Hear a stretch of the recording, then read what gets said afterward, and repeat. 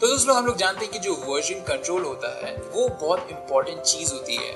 अब ये software development में क्यों इंपॉर्टेंट होता है? अगर आप सॉफ्टवेयर डेवलपमेंट देखिए तो वहां पे जो डेवलपमेंट होता है सॉफ्टवेयर का वो बहुत ही लार्ज स्केल पे होता है। आपके इतने सारे प्रोजेक्ट्स होते हैं और आपके इतने सारे प्रोजेक्ट्स के खूब सारे वर्जन्स होते हैं और सब एक दूसरे से इंटरकनेक्टेड हो सकते हैं। तो इनको अच्छे से ऑर्गेनाइज करने के लिए और इनको कंट्रोल करने के लिए हम लोग वर्जन कंट्रोल सिस्टम्स का इस्तेमाल करते हैं। तो गिट एक ऐसा ही वर्जन कंट्रोल सिस्टम है जो हमारी मदद करता है हमारे सॉफ्टवेयर को वर्जन करने के लिए और उसको स्टोर करने के लिए।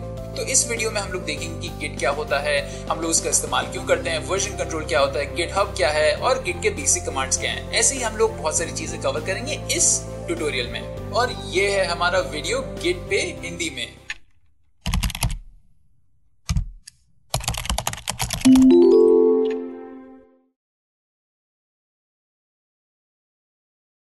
और दोस्त लोग ग्रेट लर्निंग ने एक बहुत ही बेहतरीन इनिशिएटिव चालू किया है ग्रेट लर्निंग एकेडमी करके, जहां पे आप 80 से ज्यादा फ्री कोर्सेज में एनरोल कर सकते हैं और उनको कंप्लीट करके एक फ्री सर्टिफिकेट पा सकते हैं। और अगर आप लोग चाहें तो अपने मोबाइल पे भी आप ग्रेट लर्निंग का ऐप डाउनलोड करें और सेम चीज करें।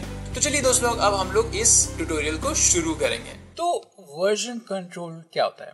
आप नाम से सोचिए, यहाँ पे लिखा है वर्जन कंट्रोल। तो इसका मतलब क्या हो सकता है?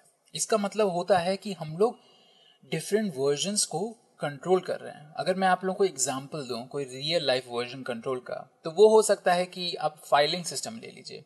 आप कोई भी ऑफिस में जाएं तो वहां पे हमेशा फाइलिंग सिस्टम्स रहेंगे और प्रोजेक्ट की डॉक्यूमेंटेशन रहेंगे कि किस आदमी ने क्या डॉक्यूमेंट किस प्रोजेक्ट पे क्या काम किया है, इस इटरेशन ने उस पर क्या काम किया है, इस इटरेशन ने उसने क्या काम किया है, दूसरे लोगों ने क्या काम किया है, क्या क्या डिपेंडेंसीज थी, क्या क्या रिसोर्सेज हुए यूज हुए, तो वो सारी चीज़ें। तो हम लोग उन सारी डिटेल्स को फाइल कर रहे हैं और डॉक्यूमेंट कर रहे हैं।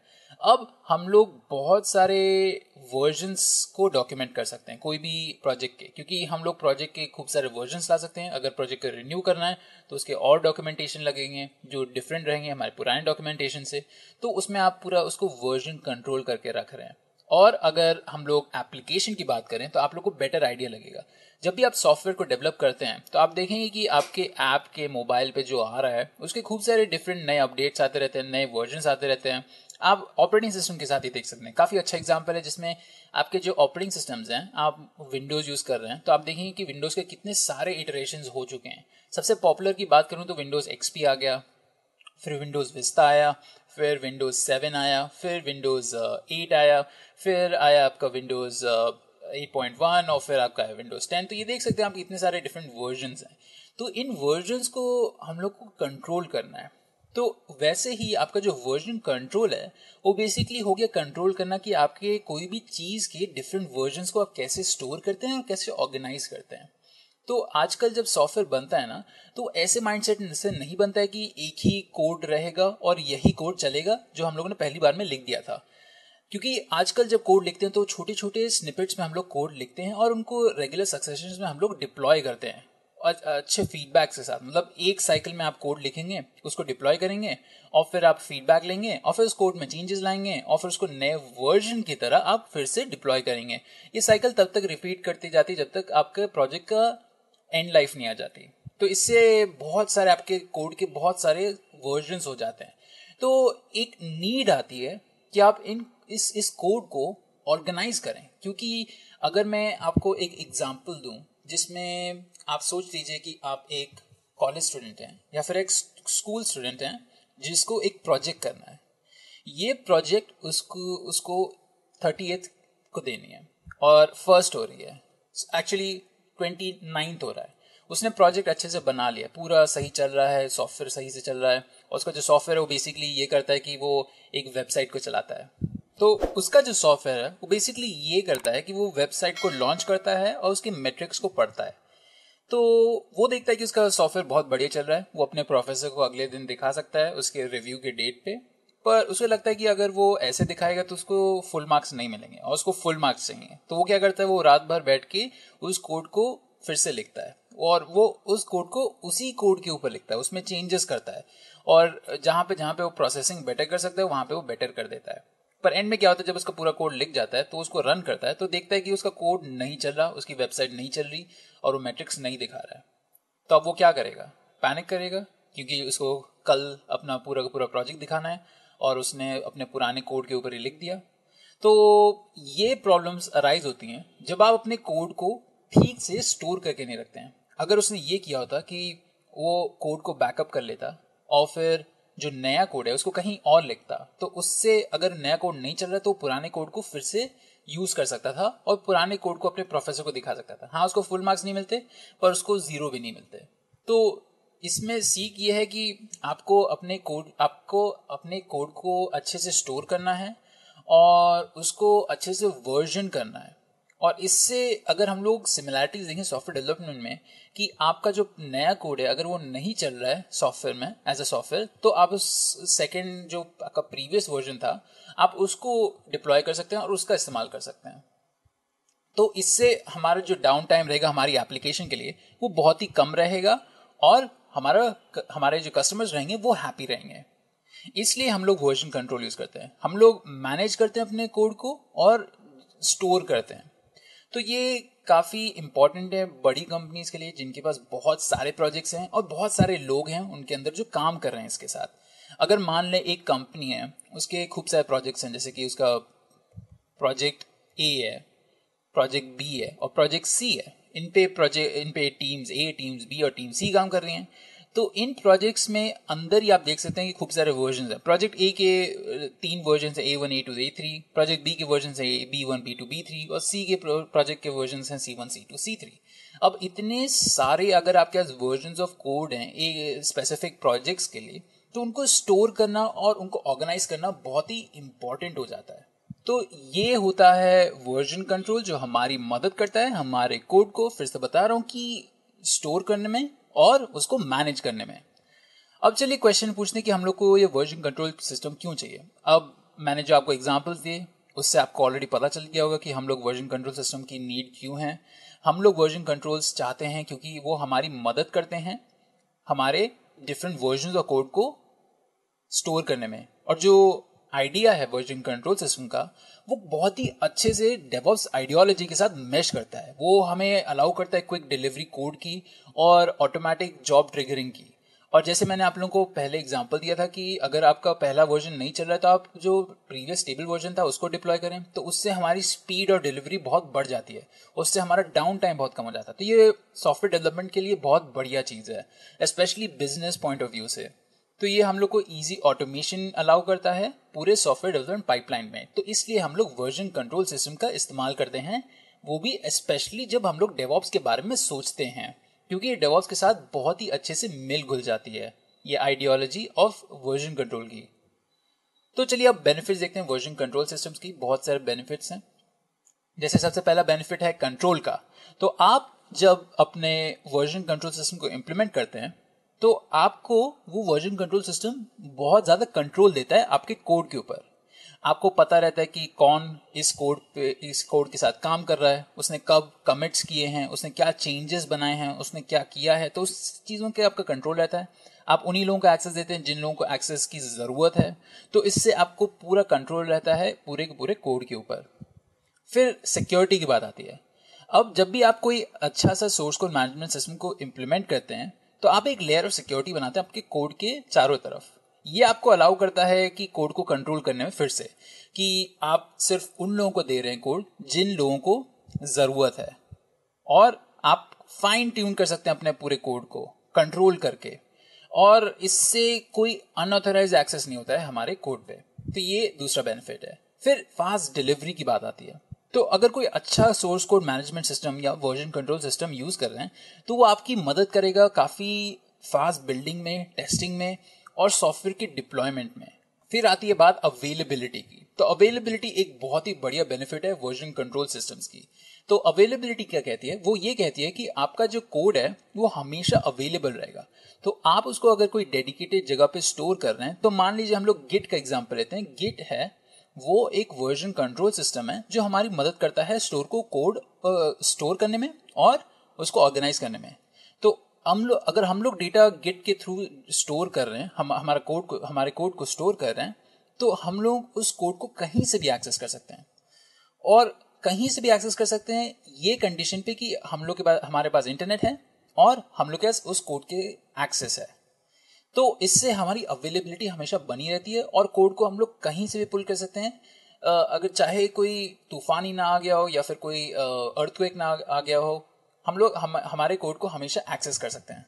और जो अवेलेबिलिटी होती है वो एक बहुत ही इंपॉर्टेंट चीज होती है, क्योंकि आपका जो कोड है उसकी एक्सेस आपको हमेशा अवेलेबल होनी चाहिए। क्योंकि आपको इस कोड पे ऐसा भी हो सकता है कि रात में काम करना हो या फिर बहुत दूर जाके काम करना हो, आप शायद ट्रैवल कर रहे हो तो आपको ट्रैवल करके काम करना हो।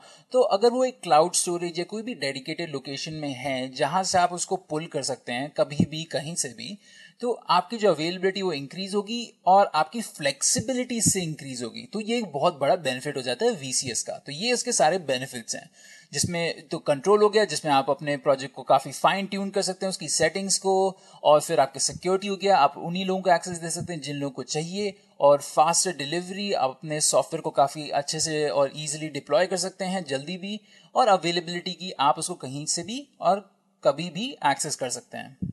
ठीक है, तो चलिए अब हम लोग बात करते हैं कौन कौन से डिफरेंट वर्जन कंट्रोल सिस्टम्स है जो हमें अवेलेबल हैं। तो आपके पास बहुत सारे एक्सेस हैं, मतलब कि आप खूब सारे वर्जन कंट्रोल सिस्टम का इस्तेमाल कर सकते हैं अगर चाहें तो। पर जनरली अगर बात करें तो सबसे ज़्यादा पॉपुलर हैं वो हैं आपका AWS क्लाउड वॉच, आपका गिट, और आपका मर्क्यूरियल, और आपका SVN। अब आपके ये जो टूल्स हैं वो मोस्टली काफ़ी सिमिलर होते हैं, बस छोटे छोटे डिफरेंसेस होते हैं इनके फीचर्स में, और आपके रिक्वायरमेंट्स के बेसिस के ऊपर आप ये टूल्स का इस्तेमाल कर सकते हैं। जैसे कि अगर आपकी कंपनी मर्क्यूरियल का इस्तेमाल कर रही है तो आप मर्क्यूरियल का इस्तेमाल करेंगे। अगर आप AWS का बहुत इस्तेमाल करते हैं और आपकी कंपनी ने भी डिसाइड किया कि आप AWS यूज़ करेंगे उसके सिलेक्टेड सर्विसेज के लिए, तो आप भी AWS कमिट का इस्तेमाल करेंगे, कोड कमिट का। या फिर अगर आपकी कंपनी गिट के साथ काम करती है तो आप गिट के साथ काम करेंगे। तो ये आपकी कंपनी के डिपेंडेंसी के ऊपर भी डिपेंड करता है।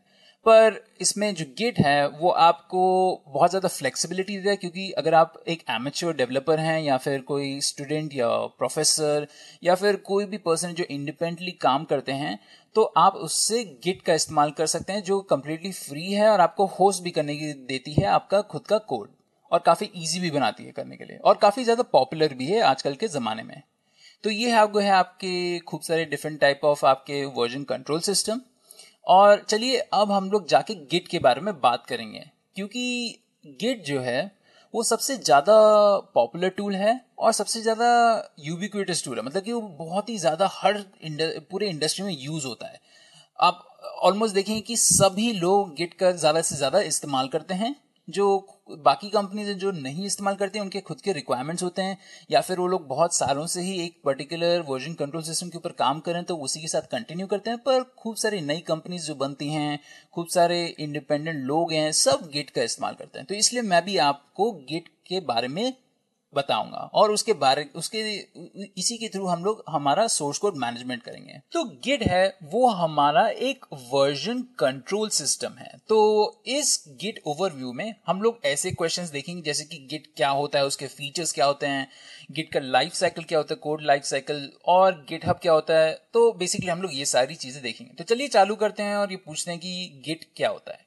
तो गिट एक basically open source version control system है जो हमको अलाउ करता है हमारे कोड को ट्रैक करने में और उसको ऑर्गेनाइज करने में और उसको स्टोर करने में। तो ये हो गया आपका गिट। अब गिट का फुल फॉर्म देखें तो वो होता है ग्लोबल इंफॉर्मेशन ट्रैकर।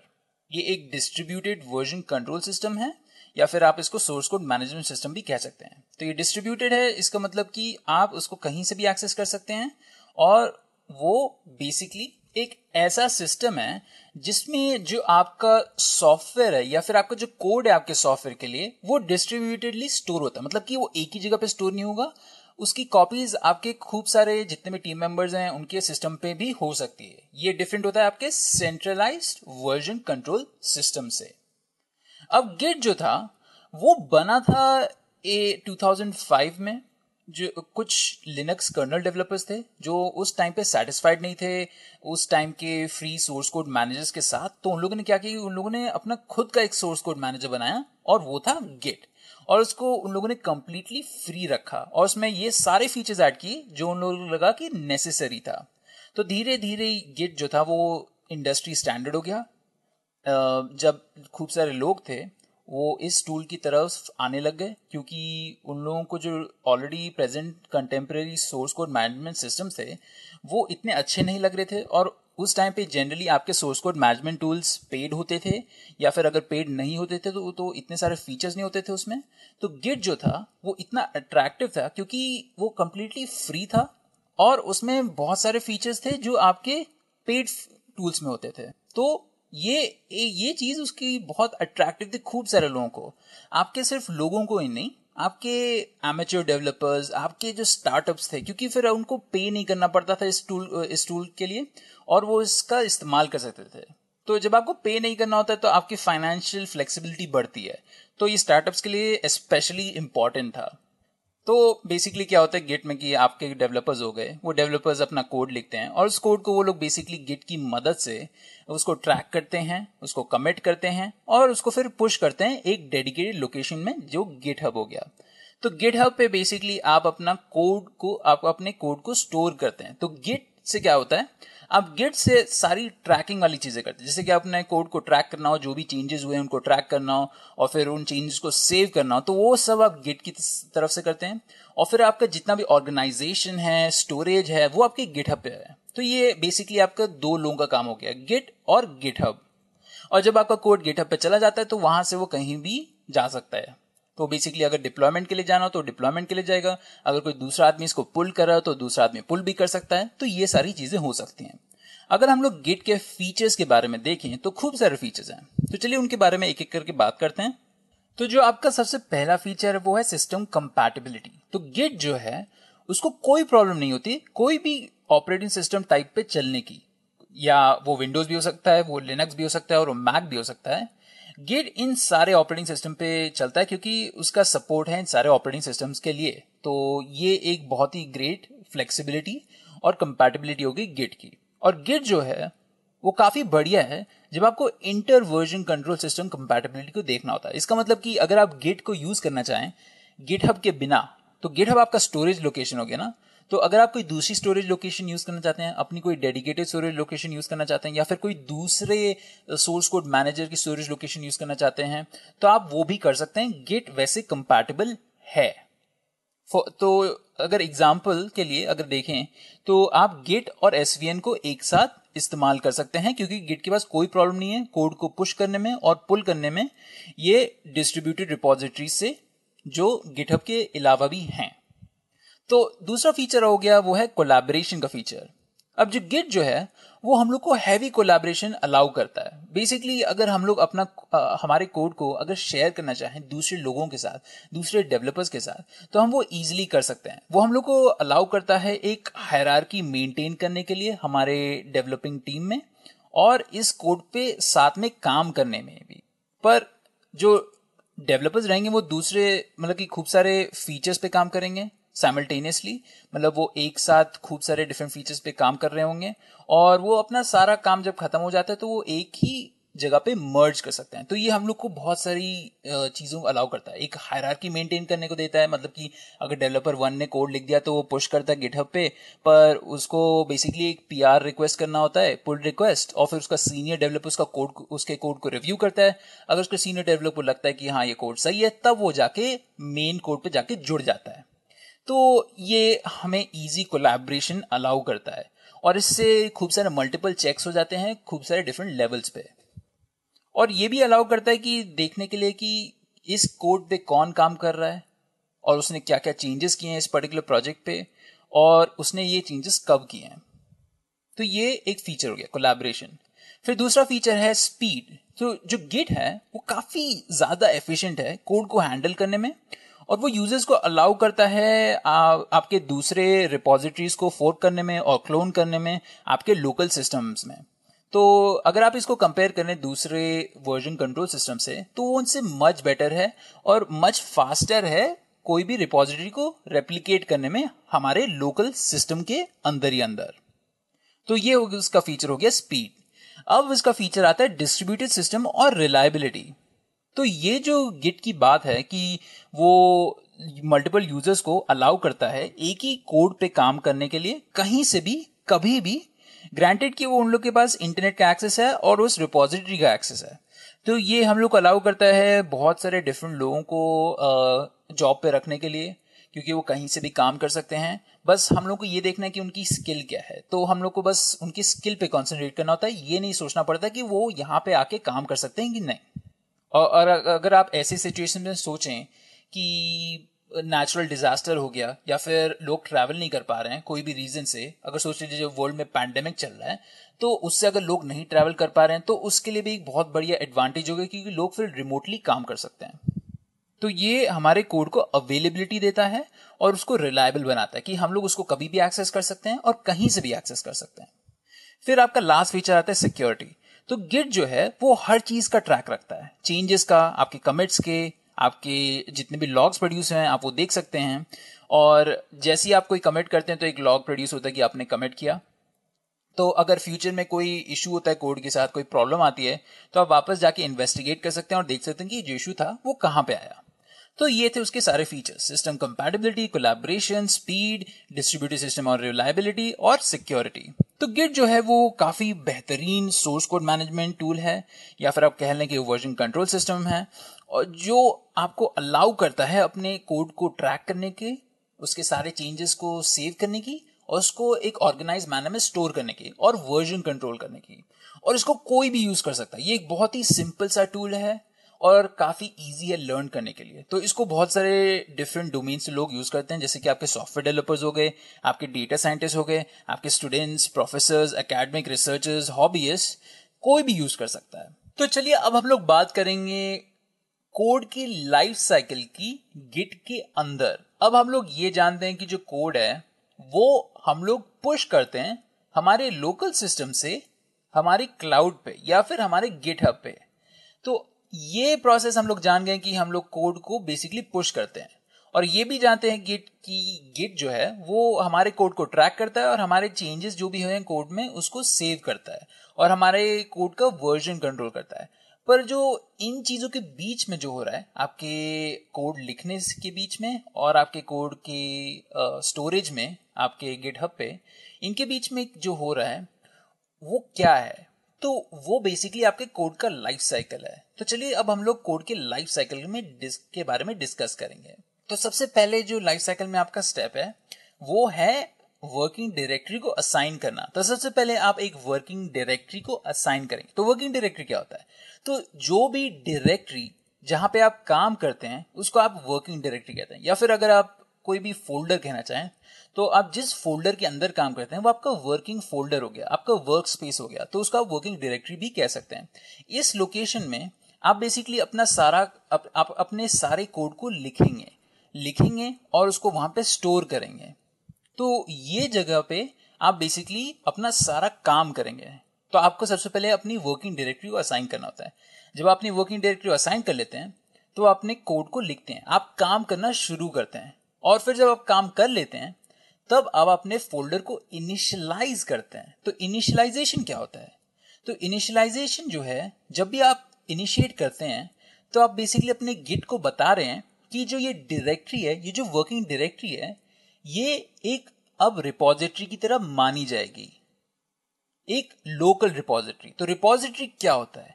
तो रिपोजिटरी हम लोग उन चीजों का नाम देते हैं जहां पे हम लोग डेटा कोई भी टाइप का स्टोर करते हैं। अगर आप कोड को स्टोर कर रहे हैं तो वो एक कोड रिपोजिटरी हो गई, जहां पे आपके खूब सारे different type of code store होते हैं।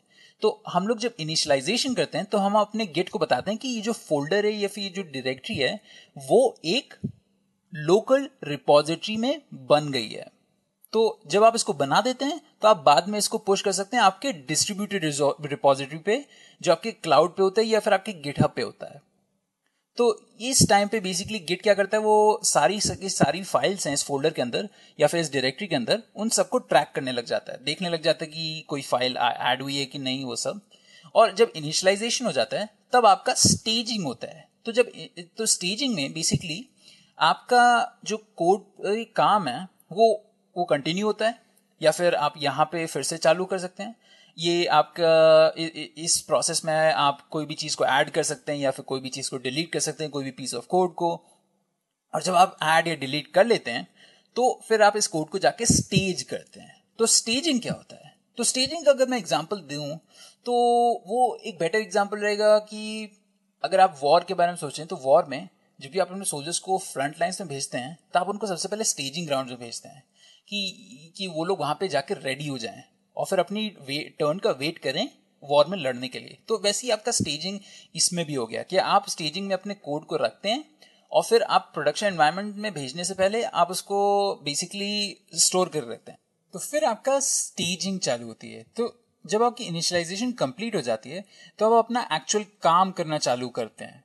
तो एक्चुअल काम जब आप करते हैं तो आप चेंजेस करते हैं अपने कोड के अंदर, जैसे कि आप एडिशंस करेंगे, आप डिलीशंस करेंगे और फिर आप अपने कोड को स्टेज करेंगे। तो स्टेजिंग आपका बेसिकली क्या करता है, वो आपके गिट को ये बताता है कि जो भी आपने चेंजेस किए हैं अपने कोड में वो चेंजेस बेसिकली क्या हैं और कौन से टाइप के चेंजेस हैं और वो कब हुए हैं। तो स्टेजिंग में बेसिकली आप गिट को बताते हैं अपने चेंजेस के बारे में और फिर जब ये चेंजेस हो जाते हैं, आपकी स्टेजिंग हो जाती है, फिर आता है आपका कमिटिंग। तो आप अपने लोकल स्टोरेज में आपने जितने भी चेंजेस किए हैं आप उनको सेव करना चाहते हैं कि आपने ये सारे चेंजेस किए हैं, अब मैं यहाँ पे इन सारे चेंजेस को सेव करना चाहता हूँ। तो उस प्रोसेस को हम लोग कमिटिंग बोलते हैं। तो जो भी आपने कोड लिखा है अपने फाइल्स के अंदर, जब आप उसको कमिट करते हैं तो जो भी चेंजेस उसमें बने होते हैं वो सेव हो जाते हैं आपके लोकल सिस्टम के अंदर। तो अब आप रेडी हो जाते हैं इस कोड को पुश करने के लिए आपके गिटहब पे या फिर आपके कोई क्लाउड स्टोरेज पे। फिर आपका फाइनल फेज आता है, वो बेसिकली पुशिंग होता है। तो इसमें आप बेसिकली कोड को पुश करते हैं आपके लोकल रिपोजिटरी से आपके गिटहब पे या आपके कोई डिस्ट्रीब्यूटेड रिपोजिटरी पे। तो गिट के साथ हम लोग गिटहब के साथ काम करते हैं, इसलिए मैं यहां पे गिटहब रख रहा हूं। तो कोड फिर आपका जब पुश हो जाता है तो वो आपके स्टोर होता है आपके गिटहब पे और आप उसको फिर से पुल कर सकते हैं और फिर से आप साइकिल को रिपीट कर सकते हैं। इनिशियलाइज करना चाहें कोई डायरेक्टरी को तो फिर से कर सकते हैं या फिर आप डायरेक्ट स्टेजिंग पे जा सकते हैं कोई भी चेंजेस करके और फिर आप फिर से इसको कमिट करते हैं और फिर से इसको गिटहब पे भेजते हैं। तो ये हो गई हमारी कोड लाइफ साइकिल गिट के अंदर। तो आप देख सकते हैं कि इतना सिंपल प्रोसेस नहीं है, मतलब कि डिफिकल्ट नहीं है, पर वो एक कमांड नहीं है कि आप जस्ट उसको पुश कर रहे हैं। आपको पहले अपने वर्किंग डायरेक्टरी को असाइन करना होता है, फिर उसको इनिशियलाइज करना होता है, बताना होता है गिट को कि ये मेरी वर्किंग डायरेक्टरी है, ये मेरी लोकल रिपोजिटरी है, और फिर आप अपने कोड में एक्चुअल चेंज करते हैं। चेंज करने के बाद आपको कोड को स्टेज करना होता है। फिर स्टेजिंग में आप गिट को बताते हैं कि ये जितना भी कोड लिखा है उसके आप प्लीज सारे चेंजेस को ट्रैक कीजिए और उसको फिर आप सेव करते हैं कमिटिंग में। सेव करने के बाद आप उसको बेसिकली पुश करते हैं। तो ये हो गया आपका कोड की लाइफ साइकिल गिट के अंदर। अब चलिए दोस्तों हम लोग गिटहब के बारे में सीखेंगे, गिटहब कैसे यूज करते हैं। तो हम लोग जब कोई भी वर्जन कंट्रोल सिस्टम की बात करते हैं तो हम हमेशा एक चीज की नहीं बात करते, हम दो चीजों की बात करते हैं। वो आपका जो ट्रैकर होता है और आपका जो स्टोरेज सिस्टम होता है। तो इस केस में हमारा गिट है और गिटहब है। तो हमने गिट के बारे में समझ लिया, अब चलिए गिटहब के बारे में समझते हैं। तो गिटहब बेसिकली हमारे एक डिस्ट्रीब्यूटेड रिपोजिटरी जहां पे हमारा सारा का सारा कोड स्टोर होगा। तो अगर मैं यहाँ पे उसका मेन पेज लाऊं तो आप देख सकते हैं कि यहाँ पे उसने डिस्क्रिप्शन दिया है कि बिल्ड फॉर डेवलपर्स। तो ये डेवलपर्स के लिए बहुत ही इजी बना देता है। तो अगर आपको यहाँ पे अकाउंट बनाना है तो आप यहाँ पे डायरेक्ट यूजर नेम डालें, ईमेल डालें और पासवर्ड डालें और फिर साइन अप कर दीजिए। तो बेसिक फॉर्मेलिटीज हैं, जैसे कि आपको वेरिफिकेशन चाहिए होता है आपके ईमेल से और फिर आपका अकाउंट बन जाता है। तो जब आप अपना अकाउंट बना लेते हैं तो आपका अकाउंट ऐसा कुछ दिखता है। तो ये मेरा अकाउंट हो गया, आप यहाँ पे देख सकते हैं। ये मेरा डैशबोर्ड है, बेसिकली मेरा होम पेज है। यहाँ पे मेरी जितनी भी रिपोजिटरीज है वो यहाँ पे दिखा रहा है और ये मेरा प्रोफाइल है। अगर मैं प्रोफाइल पे क्लिक करूँ तो वो मेरी प्रोफाइल के बारे में आप लोगों को दिखाएगा। ठीक है, ओके। तो हम लोगों ने गिटहब में अब अकाउंट बना लिया है। अब हम लोग क्या करेंगे, बेसिकली हम लोग यहाँ पे एक नई रिपोजिटरी क्रिएट करेंगे। तो जैसे मैंने आप लोगों को ऑलरेडी बताया, रिपोजिटरी वो जगह है जहाँ पे आप अपनी कोड को स्टोर करते हैं। तो अगर मैं कोई डेडिकेटेड रिपोजिटरी बनाना चाहूँ मेरे सैम्पल कोड के लिए जो मैं यहाँ पे लिखने वाला हूँ, तो उसके लिए मैं यहाँ सबसे पहले न्यू पे क्लिक करूंगा। न्यू पे क्लिक करने से वो मुझे डिटेल्स मांगेगा मेरे रिपोजिटरी के लिए। तो मैं सबसे पहले रिपोजिटरी का नाम दूंगा। तो चलिए मैं यहाँ पे कुछ नाम दे देता हूँ, जैसे कि मैंने इसको ऑसम रिपोजिटरी कह दिया। तो ये मेरी ऑसम रिपोजिटरी हो गई और इसमें डिस्क्रिप्शन देना तो चाहूँ तो मैं डिस्क्रिप्शन दे सकता हूँ। फिर मैं इसको पब्लिक या प्राइवेट बना सकता हूँ। तो इसमें डिफरेंस क्या है कि अगर आप इसको पब्लिक बनाएंगे तो ये रिपोजिटरी को कोई भी एक्सेस कर पाएगा, मतलब आपके कोड को चेंज नहीं कर पाएगा, पर आपके कोड को डाउनलोड कर पाएगा, अपनी खुद की रिपोजिटरी पर डाल पाएगा और बाकी सब कर पाएगा। पर प्राइवेट करेंगे तो कोई इसको देख नहीं पाएगा, सिर्फ आप ही देख पाएंगे। और अगर आप इसको यहाँ पे कहीं भी यूज कर रहे हैं तो आपको क्रेडेंशियल देने पड़ेंगे अपने अकाउंट के। तो मैं इसको पब्लिक रखूंगा क्योंकि मुझे इसको बस पब्लिक रखना है। और आप यहाँ पे अपना रीडमी फाइल डाल सकते हैं, अपना डिस्क्रिप्शन आपके कोड के बारे में अगर चाहें तो, या फिर कोई अगर डॉक्यूमेंटेशन डालना चाहें तो आप वो डाल सकते हैं। कोई लाइसेंस चूज कर सकते हैं अगर चाहें तो। ये लाइसेंस बताता है कि आपका कोड कैसे यूज हो सकता है। तो चलिए मैं यहाँ पे डायरेक्ट जाके MIT लाइसेंस करूंगा और फिर मैं रिपॉजिटरी को क्रिएट करूंगा। तो आप यहाँ पे देखेंगे कि ये मेरी रिपॉजिटरी क्रिएट हो गई। अब नॉर्मली आपको वो दिखाएगा कौन कौन से तरीके हैं जिसके थ्रू आप डाल सकते हैं यहाँ पे अपना कोड। पर अभी हम लोग क्या करेंगे, अभी हम लोग जाके इसमें कोड डालेंगे। तो उसमें कोड डालने के लिए हमको गिटहब के बेसिक कमांड्स के बारे में सीखना होगा। तो अभी के लिए ये समझ लीजिए कि हमने एक रिपॉजिटरी क्रिएट कर दी है और आप अपनी रिपॉजिटरी को इस URL से एक्सेस कर सकते हैं। कोड पे क्लिक कीजिए और HTTPS के अंदर आप ये अपना URL देख सकते हैं। तो ये आपका URL हो गया, आप ब्राउजर पे पेस्ट कीजिए, आप उस पे आपके रिपॉजिटरी पे चले जाएंगे। तो आप अपनी रिपॉजिटरी को रेफरेंस भी इसी URL से करते हैं। तो ये याद रखिएगा। तो दोस्त लोग, अब हम लोगों ने गिटहब के साथ काम कर लिया, हम लोगों ने अपनी एक रिपॉजिटरी क्रिएट कर दी। अब क्या करेंगे हम लोग, बेसिकली हम लोग इंस्टॉल करेंगे गिट को अपने सिस्टम के ऊपर और उसको कॉन्फ़िगर करेंगे। तो हम लोग गिट को बहुत सारे डिफरेंट ऑपरेटिंग सिस्टम में डाल सकते हैं। मैं क्या करूंगा, मैं आप लोगों को सिखाऊंगा कि उसको आप विंडोज में कैसे डाल सकते हैं और आप उसको अपने लिनक्स डिस्ट्रीब्यूशन सिस्टम्स में कैसे डाल सकते हैं और उसको कैसे कॉन्फ़िगर कर सकते हैं। तो चलिए हम लोग चालू करते हैं। तो सबसे पहले मैं क्या करूंगा, मैं वापस जाऊंगा ब्राउजर पे और यहाँ पे लिखूंगा डाउनलोड गिट फॉर विंडोज। तो ये मुझे एक डाउनलोड दे देगा। जो पहला लिंक है gitscm.com, उसी पे क्लिक कीजिए, उसको खोल दीजिए। फिर ये दिखाएगा कि डाउनलोडिंग गिट, आपका लेटेस्ट वर्जन वो डाउनलोड करेगा। अगर वो नहीं होता है तो आप यहाँ पे click here to download manually कर सकते हैं। तो आपका गिटहब को वो डाउनलोड करेगा एसेंशियली, और फिर आप जाके बेसिकली उसको क्लिक करें तो वो खुलेगा।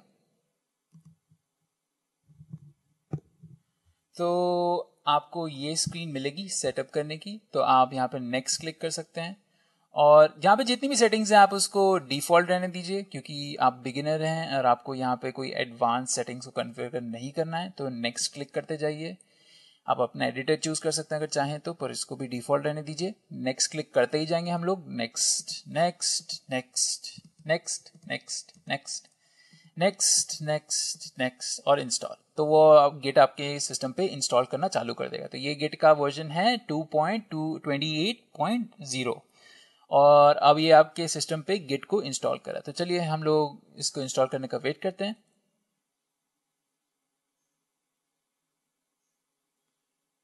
तो ये जो आपका गिट है वो अब इंस्टॉल हो गया है।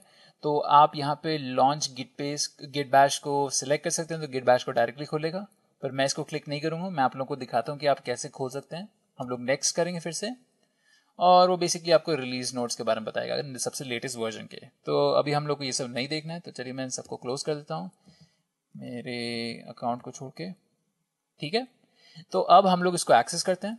तो आप अपने पहले डेस्कटॉप पे आइए। जब आप अपने डेस्कटॉप पे आ जाते हैं तो राइट क्लिक कीजिए और राइट क्लिक करने पे आपको दो ऑप्शंस मिलेंगे, एक तो गिट GUI हियर होगा और एक गिट बैश हियर होगा। तो सबसे पहले गिट UI हियर पे क्लिक करेंगे तो आप देख सकते हैं जो गिट का GUI ये ग्राफिकल यूजर इंटरफेस है, आप उसका इस्तेमाल कर सकते हैं आप अपने कोड को ट्रैक करने के लिए, पुश करने के लिए और पुल करने के लिए। तो यहाँ पे आप देख सकते हैं बहुत सारे ऑप्शंस हैं और यहाँ पे आपको प्रीवियस चीजों के बारे में वो दिखाता है और आप यहाँ पे कमिट मैसेज डाल सकते हैं और यहाँ पे आप रीस्कैन करें, स्टेज चेंज करें, साइन ऑफ करें, कमिट करें, पुश करें, आपके लिए बहुत सारे बटन्स हैं। तो ये आपका GUI हो गया। अब हम लोग देखेंगे इसका जो टर्मिनल होता है। तो गिट बैश बेसिकली क्या हो गया कि वो एक बैश टर्मिनल है जो आपको अलाउ करता है आपको मैनुअली कमांड्स लिखने का। तो बेसिकली यहाँ पे आप कोई भी कमांड लिखना चाहें गिट की तो आप वो यहाँ पे लिख सकते हैं। जैसे कि अगर मैं गिट लॉग लिखूंगा तो मेरे को सारे गिट के लॉग्स देगा कमिट के। तो बेसिकली ये मैनुअल हो गया। तो हम लोग इसके साथ नॉर्मली काम करने वाले हैं क्योंकि ये डेवऑप्स में आपको टर्मिनल्स के साथ बहुत काम करना होगा। आपको जितने भी बैश कमांड्स हैं वो सीखने ही पड़ेंगे। तो हम लोग इसके साथ काम करेंगे, इससे और अच्छी प्रैक्टिस होगी। ठीक है, तो अब चलिए अब हम लोग जाके लिनक्स पे इंस्टॉल करते हैं। तो लिनक्स पे इंस्टॉल करने के लिए मैंने एक इंस्टेंस खोली हुई है। यहाँ पे। तो मैंने ये AWS की मदद से एक इंस्टेंस चालू किया है। तो ये एक वर्चुअल मशीन है जिस पे हम लोग उबुंटू चला रहे हैं। तो आप देख सकते हैं ये उबुंटू हो गया। तो इस पे क्या करना है, सबसे पहले आपको अपनी उबुंटू इंस्टेंस को अपडेट करना है। तो उसके लिए आप sudo apt अपडेट लिखेंगे और फिर एंटर दबाएंगे तो वो आपके रिपॉजिटरी लिस्ट को रिफ्रेश करेगा। उसके बाद आपको basically sudo apt install git करना है, तो आपके लिए गिट इंस्टॉल करेगा। पर ये वर्चुअल मशीन के साथ गिट ऑलरेडी इंस्टॉल आता है, तो ये दिखाएगा नहीं कि यहाँ पे गिट इंस्टॉल हुआ है। ठीक है, तो ये बेसिकली आपका सिंपल स्टेप हो गया गिट को इंस्टॉल करना। पहले आपको अपडेट करना है, फिर बस ये कमांड चलाना है sudo apt इंस्टॉल गिट। तो ये बेसिकली आपको रूट एक्सेस देगा। sudo apt आपके रिपॉजिटरी को बेसिकली का पैकेज मैनेजर हो गया, और इंस्टॉल गिट बेसिकली आपको हेल्प करता है गिट को इंस्टॉल करने में। तो ये हो गए उसके दो सिंपल कमांड्स। तो चलिए अब हम लोग इन दोनों को कॉन्फ़िगर करेंगे। यहाँ पे मेरे पास विंडोज का है और यहाँ पे मेरे पास उबुंटू का है। तो सबसे पहले हम लोग विंडोज पे जाएंगे और यहाँ पे हम लोग गिट को कॉन्फ़िगर करेंगे, बेसिकली सेटअप करेंगे। तो सबसे पहले हम लोग कॉन्फ़िगर करेंगे हमारे ग्लोबल यूजर नेम और ग्लोबल यूजर ईमेल को। तो उसके लिए हम लोग कमांड यूज करेंगे git config हाइफन ग्लोबल, और फिर हम लोग स्पेस रखेंगे और फिर यूजर डॉट नेम, और फिर हम लोग कोटेशन डबल कोट्स के अंदर अब हमारा नाम डालेंगे। जैसे कि मैं यहाँ पे रेमी कोड डालूंगा और फिर मैं एंटर दबाऊंगा। फिर हम लोग क्या करेंगे, यहाँ पे जाके कन्फिग फिर से करेंगे और ग्लोबल फिर से डालेंगे हाइफन ग्लोबल फ्लैग, और फिर हम लोग यूजर फिर से लिखेंगे और डॉट, फिर हम लोग ईमेल लिखेंगे। और यूजर डॉट ईमेल लिखने के बाद हम लोग हमारा ईमेल लिखेंगे। अब मैं यहाँ पे अपना पर्सनल ईमेल नहीं लिखूंगा, मैं बस यहाँ पे एक रैंडम ईमेल एड्रेस डालता हूँ। ठीक है, तो अब इसने ये दोनों चीज़ों को कॉन्फ़िगर कर दिया है, एक तो मेरा यूज़र नेम और एक तो मेरा यूज़र ईमेल आईडी। तो ये हो गया आपका यूज़र नेम और ईमेल आईडी कॉन्फ़िगरेशंस। अब अगर आप लोग देखना चाहें कि ये कॉन्फ़िगर हुए हैं कि नहीं, तो आप बेसिकली यहाँ पे config हाइफन लिस्ट कर सकते हैं, git config हाइफन लिस्ट। तो अगर आप यहाँ पे देखेंगे तो यहाँ पे जो यूजर डॉट नेम है वो ये रहा, और आपका यूजर डॉट ईमेल है वो ये रहा। ठीक है, और अगर आपको यहाँ पे एग्जिट करना हो तो Ctrl+C दबाएं या फिर Q दबाएं, तो वो एग्जिट कर देगा। और अगर आप डायरेक्टली देखना चाहें तो आप वी एडिटर यूज कर सकते हैं और ये वाला सिंबल डालें और /git config करें और एंटर दबाएं। तो बेसिकली आप देख सकते हैं आपकी जो config फाइल है उसमें क्या क्या चीज़ें हैं। जैसे यूजर में नेम आपका ये हो गया और ईमेल ये हो गया।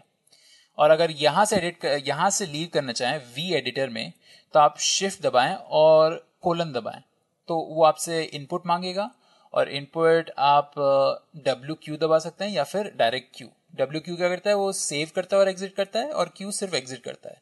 हम लोग को सिर्फ एग्जिट करना है क्योंकि ये ऑलरेडी रिटन है। तो मैं एंटर दबाऊंगा और हम लोग एग्जिट कर जाएंगे।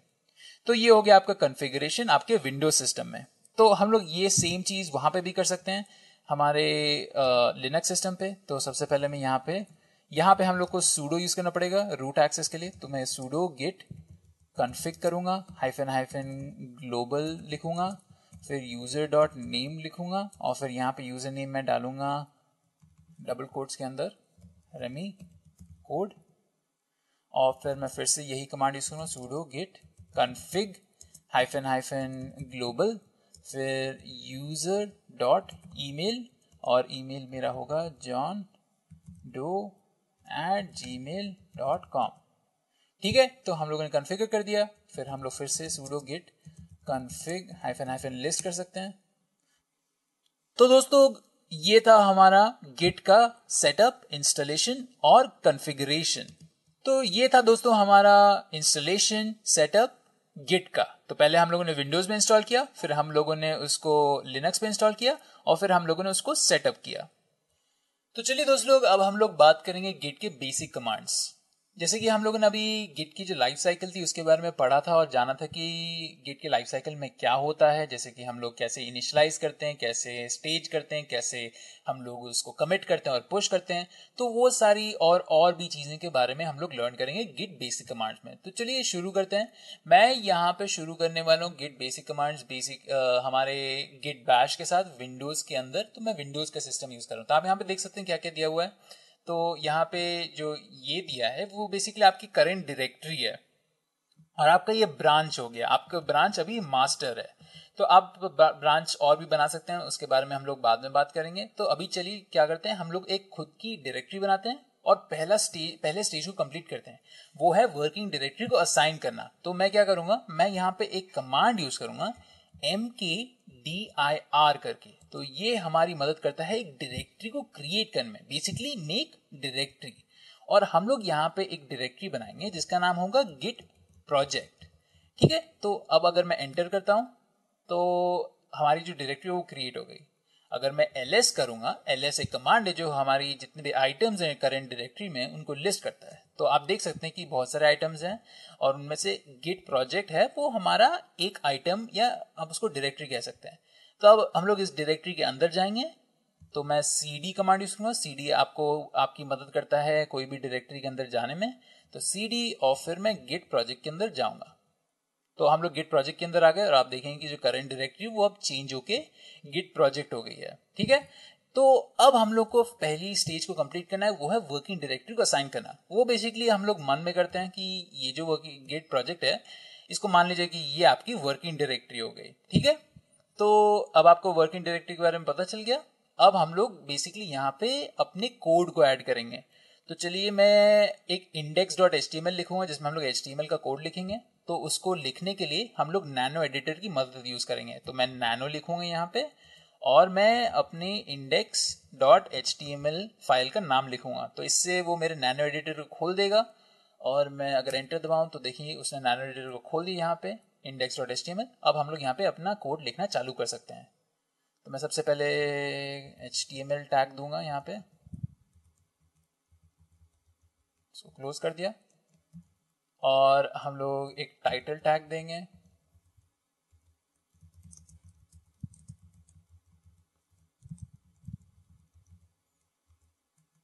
फिर हम लोग यहाँ पे एक हेडर टैग देंगे। तो मैं h1 यूज करूंगा।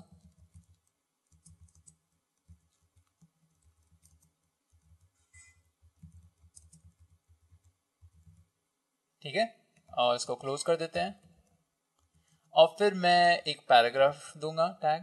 तो इसमें लिखूंगा मैं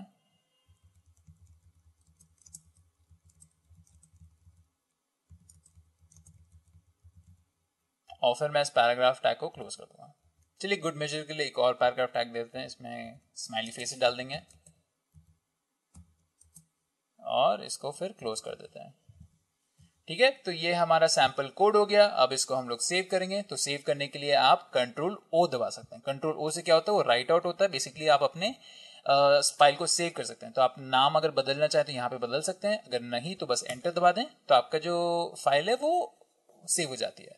अगर आप एग्जिट करना चाहें तो कंट्रोल एक्स दबा दें और आप यहाँ पे नीचे देख सकते हैं आपके खूब सारे डिफरेंट ऑप्शंस। आपका कंट्रोल के साथ आप बहुत सारे लेटर्स दबाएं, जैसे कंट्रोल एक्स से एग्जिट, कंट्रोल जी से आपकी हेल्प आती है, कंट्रोल ओ से राइट आउट, कंट्रोल आर से रीड फाइल, कंट्रोल डब्ल्यू से वेयर इज, फिर replace, cut text, paste text, justify और टू स्पेल। चलिए हम लोग एग्जिट करेंगे।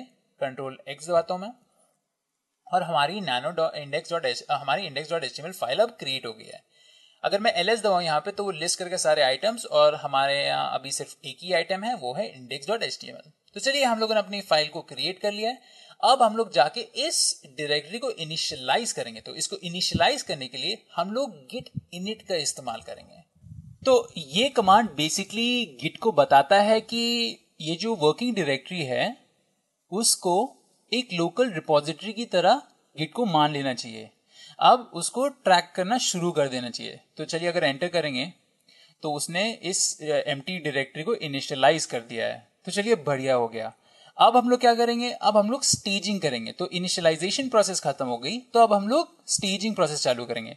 तो स्टेजिंग से पहले हम लोग अपने फाइल में थोड़े एडिट्स करेंगे। तो चलिए मैं एडिट्स करता हूँ मेरे index.html को। यहाँ पे हम लोग आके थोड़े और इमोजी स्माइली फेस डाल देते हैं, जैसे कि ये वाला डाल दिया मैंने और ये वाला डाल दिया, और मैं इसको सेव करूंगा, फिर एग्जिट करूंगा। ओके ठीक है, अब हम लोग इसको जाके स्टेज करेंगे। तो स्टेजिंग से गिट को क्या पता चलता है कि जो फाइल है उसमें क्या क्या चेंजेस हुए हैं, कौन कौन से टाइप के चेंजेस हुए हैं। और आप लोग यहाँ पे देखेंगे मैंने जो सिंटैक्स लिखा है स्टेजिंग का वो है गिट ऐड और डॉट। तो गिट ऐड आपका स्टेज करता है और ये आपका सोर्स बताता है। तो मैंने डॉट लिखा है, तो इसका मतलब जो भी फाइल्स करंट डायरेक्टरी में हैं उन सबको स्टेज कर देगा। अगर हम लोग चाहें तो सिर्फ हमारी index.html को ही स्टेज कर सकते हैं। तो चलिए मैं सिर्फ index.html को ही स्टेज करूंगा, एंटर दबाता हूं। अब ये हमारी फाइल स्टेज हो गई है। अब हम लोग ये चेक कैसे करेंगे, तो इसको चेक करने के लिए हमारे पास एक कमांड है git status करके।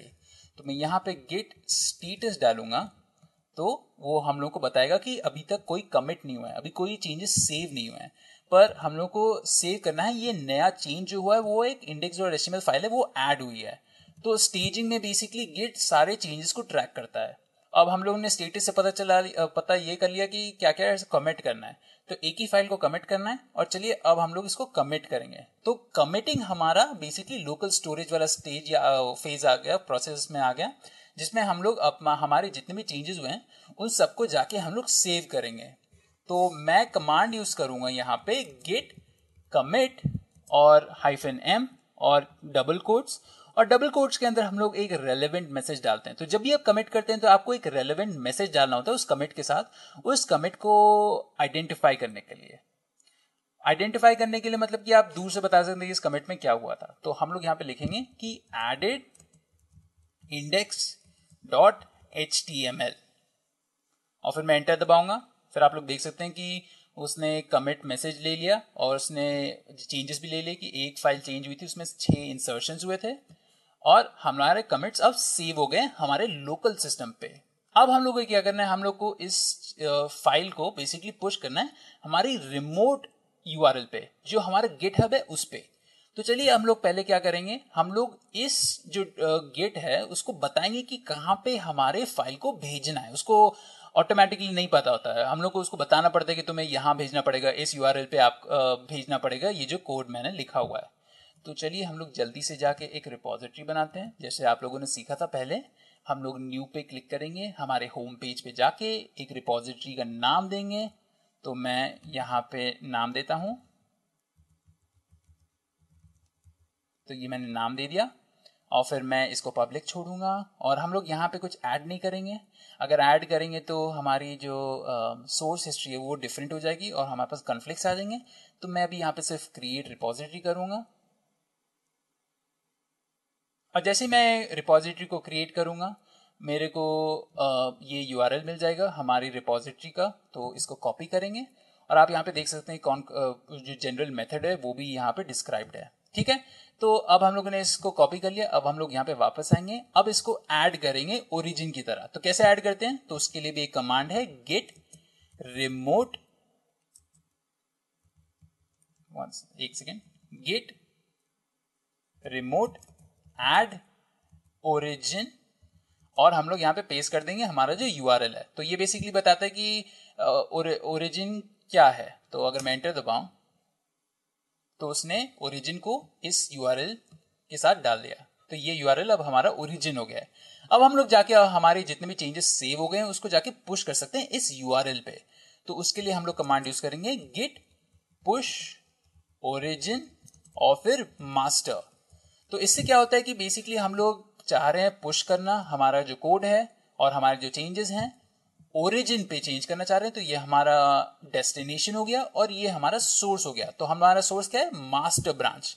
अब ब्रांच का एक आपको ब्रीफ इंट्रो दे दूं, वो है कि आपके जो प्रोजेक्ट हैं उसमें आपके खूब सारे ब्रांचेस हो सकते हैं, और वो ब्रांचेस आपके दूसरे दूसरे कोड का इस्तेमाल कर सकते हैं। जैसे कि अगर आपका मेन कोड में छोटे छोटे फीचर्स हैं तो आप उनको फीचर ब्रांचेस में डालेंगे। तो मास्टर ब्रांच में आपका मेन कोड रहेगा। तो अभी हम लोग सिर्फ मास्टर ब्रांच पे ही हैं, तो जो कोड मास्टर ब्रांच पे है उसको हम लोग पुश करेंगे। तो अगर मैं यहाँ एंटर दबाऊंगा तो आप लोग देख सकते हैं कि ये प्रोसेस कर रहा है और इसने डेटा को जो था उसको पुश कर दिया हमारी रिपॉजिटरी पे। ये यहाँ पे उसने पुश किया है। और अगर हम लोग यहाँ पे वापस आएं और अगर इस यूआरएल को रिफ्रेश करें, इस रिपॉजिटरी को रिफ्रेश करें, तो हम लोग हमारी फाइल को देख पाएंगे। यहाँ पे वो है index.html। तो यहाँ पे लिखा है कि रेमी कोड एडेड index.html और ये था हमारा कमिट। तो अगर मैं आप लोगों को दिखाऊं इस कोड को, तो आप लोग ये देख सकते हैं वही कोड है जो मैंने लिखा था। और यहाँ पे आप सारी डिटेल्स देख सकते हैं कि लास्ट कमिट का आईडी क्या था और कितने पहले हुआ था और उसकी हिस्ट्री क्या है। तो हम लोग अगर वापस जाएं तो और भी खूब सारे ऑप्शंस हैं, जैसे कि आप चेक कर सकते हैं कि आपका कौन कौन से ब्रांचेस हैं। अभी सिर्फ मास्टर ब्रांच ही है। और यहाँ पे और भी चीज़ें, जैसे आप अपने टैग्स देख सकते हैं। और अगर आप यहाँ पे जाएं तो यहाँ पे आपके सारे कमिट्स दिखेंगे। तो यहाँ पे अभी सिर्फ एक ही कमिट हुआ है, उस पर क्लिक करते हैं तो आप देख सकते हैं यहाँ पे कमिट हिस्ट्री आपको मिल जाएगी, कौन कौन से कमिट कब हुए हैं। आपको बता देगा किसने कमिट किया, कितने पहले किया और वो कमिट का मैसेज क्या था और टाइम क्या था। तो आप ऐसे पूरी प्रॉपर हिस्ट्री भी देख सकते हैं। ठीक है, ओके। अब हम लोगों ने गिटहब पे अपना कोड जो है वो पुश कर दिया है। अब चलिए हम लोग वापस आते हैं और कोड में थोड़ा चेंज करते हैं और उसको फिर से पुश करते हैं। तो फिर से अगर मैं आप लोगों को गेट स्टेटस दिखा दूं अभी, तो मेरे को बोलेगा कि कुछ भी कमिट करने के लिए है नहीं, क्योंकि आपकी जो वर्किंग ट्री है वो क्लीन है, क्योंकि आपने हर चीज को कमिट कर दिया है। अगर आपके हर चीज को कमिट कर दिया तो वो आपका क्लीन हो जाता है पूरा वर्किंग ट्री। तो चलिए मैं क्या करूंगा, मैं फिर से index.html को एडिट करूंगा और यहाँ पे हम लोग वेलकम की जगह हाई लिखेंगे और इसको सेव कर देंगे। कंट्रोल ओ से सेव, कंट्रोल एक्स से एग्जिट। तो हम लोगों ने एक चेंज कर दिया है। अब हम लोग साइकिल को रिपीट कर रहे हैं, हम लोग को स्टेज फिर से करना होगा। इस बार मैं डॉट यूज करूंगा। आप लोग देख सकते हैं कि वो उसी को स्टेज करेगा क्योंकि एक ही फाइल है। फिर हम लोग कमिट करेंगे और हम लोग इस बार मैसेज डालेंगे कि चेंज्ड वेलकम टू हाई और फिर इसको हम लोग सेव कर देंगे। तो इससे हमारे जो कमिट है वो आप देख सकते हैं कि एक फाइल चेंज हुई है और एक इंसर्शन हुआ है और एक डिलीशन हुआ है। ठीक है, तो हम लोगों ने इसको कमिट कर दिया। अब हम लोग इसको फिर से जाके पुश कर सकते हैं। तो अगर मैं गेट पुश ओरिजिन मास्टर करूं और फिर एंटर दबाऊं तो आप देख सकते हो कि वो कोड को फिर से पुश करना चालू कर देगा। तो आप लोग अब देख सकते हैं कि अगर हम लोग वापस यहाँ पे आए रिपॉजिटरी पे और इसको रिफ्रेश करें तो यहाँ पे देख सकते हैं कि अब हमारे 2 कमिट्स हो गए हैं और हमारा जो लेटेस्ट कमिट है उसका मैसेज चेंज हो गया है, वो है चेंज वेलकम टू हाई। तो अगर आप फिर से कमिट्स पे क्लिक करें तो आप कमिट हिस्ट्री देख सकते हैं। ये देखिए, ठीक है। ओके दोस्तों, अब आप लोगों को मैं बताना चाहता हूँ गिट क्लोन कमांड के बारे में। तो गिट क्लोन कमांड क्या करता है, वो बेसिकली कोई भी आपकी रिपॉजिटरी है उसको क्लोन कर देता है किसी के भी रिमोट या किसी के भी लोकल सिस्टम पे। तो चलिए उसको हम लोग सिमुलेट करते हैं। मैं इस फोल्डर से निकलूंगा, तो जब भी आप कोई फोल्डर से निकलते हैं तो आप इस कमांड से निकल सकते हैं, cd space dot dot, enter दबाएं और आप पिछले डायरेक्टरी में चले जाएंगे। अब चलिए हम लोग क्रिएट करेंगे एक दूसरा डायरेक्टरी जिसको हम लोग टेम्प बुलाएंगे और इसके अंदर हम लोग जाएंगे टेम्प के अंदर। अब हम लोग यहाँ पे क्या करना चाहते हैं, हम लोग इस डायरेक्टरी को मान लेना चाहते हैं कि ये किसी दूसरे के सिस्टम पे है और वो दूसरा आदमी जो है वो इसको इनिशियलाइज कर रहा है। उसने इनिशियलाइज किया। अब वो क्या करेगा, वो चाहता है कि जो हमारा जो मेन कोड है वो उसको अपने सिस्टम पे डाल ले और उसके साथ काम करना शुरू कर दे। तो काम करने शुरू करने के लिए उसको कोड की जो इनिशियल कोड है उसकी जरूरत रहेगी। तो वो क्या करेगा, वो कोड को कॉपी करेगा और वापस आएगा और वो गेट क्लोन कमांड यूज करेगा। तो गेट क्लोन से जितने भी कोड हैं आपके सिस्टम रिपॉजिटरी पे वो सब कॉपी हो जाएगा आपके लोकल सिस्टम पे। तो अगर हम लोग यहाँ पे पेस्ट करेंगे तो देख सकते हैं वो क्लोन कर रहा है। और अगर हम लोग ls करते हैं तो आप देख सकते हैं यहाँ पे ऑसम रेपो का एक डायरेक्टरी क्रिएट हो गई है। और अगर हम लोग ऑसम रेपो के अंदर गए और ls किया तो देखेंगे हमारी index.html है। अगर मैं इसको कैट करूं तो आप लोग देख सकते हैं ये रहा हमारा पूरा कोड। तो ये हो गया आपका गिट क्लोन का कमांड। अब एक और कमांड होता है, वो है आपका गिट पुल का कमांड। तो वो यूज होता है तब जब आपको अपनी रिपॉजिटरी को अपडेट करना होता है। जैसे कि अगर इस आदमी ने अपनी ये जो रिपॉजिटरी है उसमें कोई चेंज किया, जैसे कि इसने क्या किया, इसने गिट इसने पहले एडिट किया index.html को, इसने अपना कोई फीचर ऐड किया, तो मान लीजिए ये फीचर उसने ऐड किया है, फिर वो सेव करेगा, अपने उस कोड स्टेज करेगा, पहले वो स्टेज करता है, फिर वो उसको जाके कमिट करेगा अपने चेंजेस को।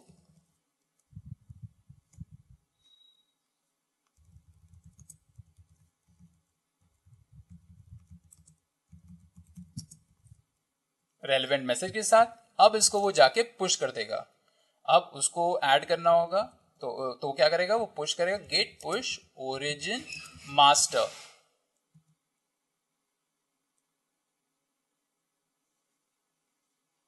तो उसको डिफाइन नहीं करना पड़ा उसका जो ओरिजिन था, क्योंकि उसने क्लोन किया था अपना ये जो प्रोजेक्ट है, तो वो ऑटोमेटिकली असाइन हो गया। ठीक है, तो अब हम लोग वापस जाएंगे और इसको रिफ्रेश करेंगे, तो देखेंगे अब 3 कमिट्स हो गए हैं, एक और फीचर ऐड हो गया है। तो ये जो रिपोजिटरी है, अब वो हमारे पहले डेवलपर की रिपोजिटरी से आगे चली गई। वो पहला रिपोजिटरी कौन सी थी, वो थी हमारी गिट प्रोजेक्ट।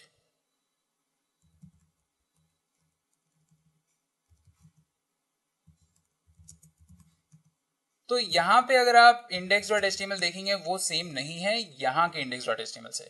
तो अगर वो अपडेट करना चाहे अपने कोड को, तो वो क्या कर सकता है, वो बेसिकली गिट क्लोन करने की जगह उसको फिर से पूरा कोड क्लोन करने की जरूरत नहीं है, वो बस गिट पुल कमांड यूज करेगा और यूआरएल को कर देगा ये, यहाँ पे वो ओरिजिन लिख देगा। तो क्या करेगा ये गिट पुल ओरिजिन कमांड, ये बेसिकली इस रिपोजिटरी को अपडेट कर देगा। तो अगर ls करते हैं और अगर हम लोग index.html को खोलेंगे, तो वो क्या करेगा, वो गेट पुल ओरिजिन मास्टर करेगा, और उसके ये करते हुए जो भी चीजें वो अपडेट हो जाएंगी।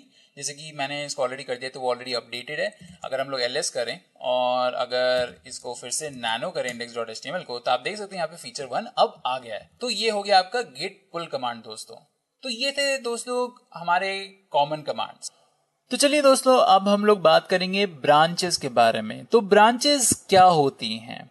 तो जैसे मैंने आपको ब्रीफ इंट्रो दिया था ब्रांचेस के बारे में, वही मैं फिर से बोलूंगा। बेसिकली जब भी आप अपना कोड लिखते हैं ना, तो आप कोड के ब्रांचेस बना सकते हैं। मतलब कि आप एक मेन ब्रांच पे अपना सारा मेन कोड लिखें, और जो छोटी ब्रांचेस आप उससे निकालते हैं, आप उस पे दूसरा और एडिशनल फीचर कोड लिख सकते हैं। जैसे कि मान लीजिए कि आपके एक फूड डिलीवरी ऐप है, उस पर आपका जितना भी मेन कोड है वो मेन ब्रांच पर रहेगा, पर आपके उसमें जितने फीचर्स रहेंगे, जैसे आपका पेमेंट का फीचर हुआ या आपका डिलीवरी पर्सन की जो ट्रैकिंग वाला फीचर, वो आप अपने फीचर ब्रांचेस पे लिखेंगे। तो ये वर्चुअल ब्रांचेस होते हैं जो हम लोग को अलाउ करते हैं एक सेपरेट फीचर बनाने में और सेपरेट चीजें करने में, मतलब कि मेन कोड से अलावा।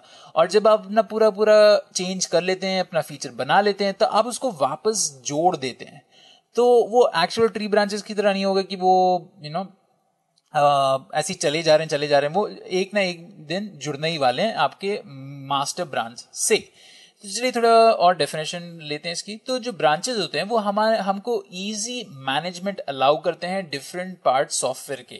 अगर एग्जांपल ले लें, जो आपकी टीम है वो एक वेबसाइट को डिलीवर करने पे काम में लगी हुई है, और ये जो वेबसाइट, इसमें बहुत सारे डिफरेंट फीचर्स रहेंगे। तो इन सारे फीचर्स में आप एक एक फीचर को एक एक ब्रांच की तरह मान सकते हैं, जो पहले सेपरेट होंगी और फिर वो वापस आके मर्ज हो जाएंगी जब उनका काम खत्म हो जाएगा। और ये जो मास्टर ब्रांच रहेगी, ये होगी जो आपके प्रोडक्शन में जाएगी।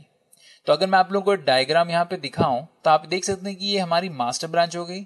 अब एक डेवलपर क्या करता है कि उसको एक नया फीचर लिखना है, तो वो फीचर डायरेक्ट मास्टर ब्रांच के ऊपर नहीं लिखेगा। वो क्या करेगा कि वो कोड को अपने सिस्टम पे क्लोन करेगा और फिर एक फीचर ब्रांच बनाएगा जिसमें वो फीचर को लिखेगा, और फिर उसको जाके वो वापस मास्टर ब्रांच के साथ जोड़ देगा। फिर वैसे ही एक दूसरा डेवलपर भी एक और फीचर बनाने की कोशिश करता है, तो उसके लिए वो पहले मास्टर को क्लोन करता है अपने सिस्टम पे, फिर वो फीचर 2 को लिखता है, और फिर वो फीचर 2 को जाके वापस मास्टर से जोड़ देता है। तो ये हो गए आपके ब्रांचेस, बेसिकली जिसमें आप डिफरेंट कोड लिखते हैं जो आप वापस मास्टर में जोड़ने ही जा रहे हैं बाद में। तो आप ये ब्रांचेस को एक टाइमलाइन की तरह समझ सकते हैं।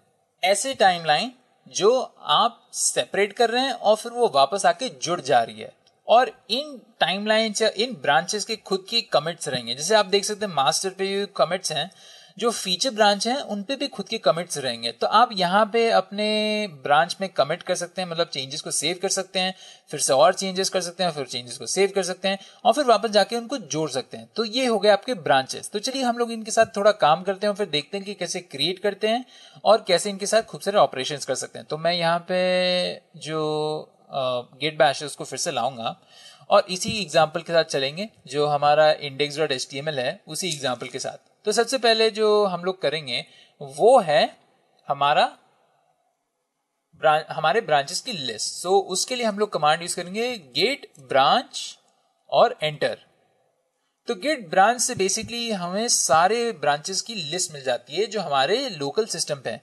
तो अभी हमारे पास सिर्फ एक ही ब्रांच है, वो है मास्टर ब्रांच, और बाय डिफॉल्ट हमेशा आपके पास एक मास्टर ब्रांच रहेगी जिसपे आप रहेंगे। तो अभी के लिए हमारे पास सिर्फ एक ही ब्रांच है, इसी रीजन से कि हम लोगों ने कोई नई ब्रांच को बनाया नहीं। अगर आप चाहते हैं कि एक नई ब्रांच को बनाएं तो आपको कमांड यूज करना होगा गेट ब्रांच और आपके नई ब्रांच का नाम। तो सोच लीजिए अगर हमारी नई ब्रांच का नाम फीचर 1 है तो मैं लिखूंगा गेट ब्रांच फीचर 1 और मैं एंटर दबाऊंगा और हमारी एक नई ब्रांच बन जाएगी फीचर 1 के नाम से। तो अगर मैं गेट ब्रांच फिर से करूं, इससे मेरी सारी ब्रांचेस लिस्ट हो जाएंगी। तो आप देख सकते हैं कि एक नई ब्रांच आ गई है जो पहले नई थी, अब वो आ गई है और वो नई ब्रांच है। तो तभी आप देख सकते हैं कि जो मास्टर है वो अभी भी हाईलाइटेड है और ये जो स्टार है वो उसी के ऊपर है। तो इसका मतलब क्या होता है? इसका मतलब ये होता है कि आप इस ब्रांच के ऊपर हैं। अगर आप इस ब्रांच में स्विच मारते हैं तो ये हाईलाइट हो जाएगा और यहाँ पे वो स्टार आ जाएगा। तो आप कैसे स्विच करेंगे एक ब्रांच से दूसरे ब्रांच में?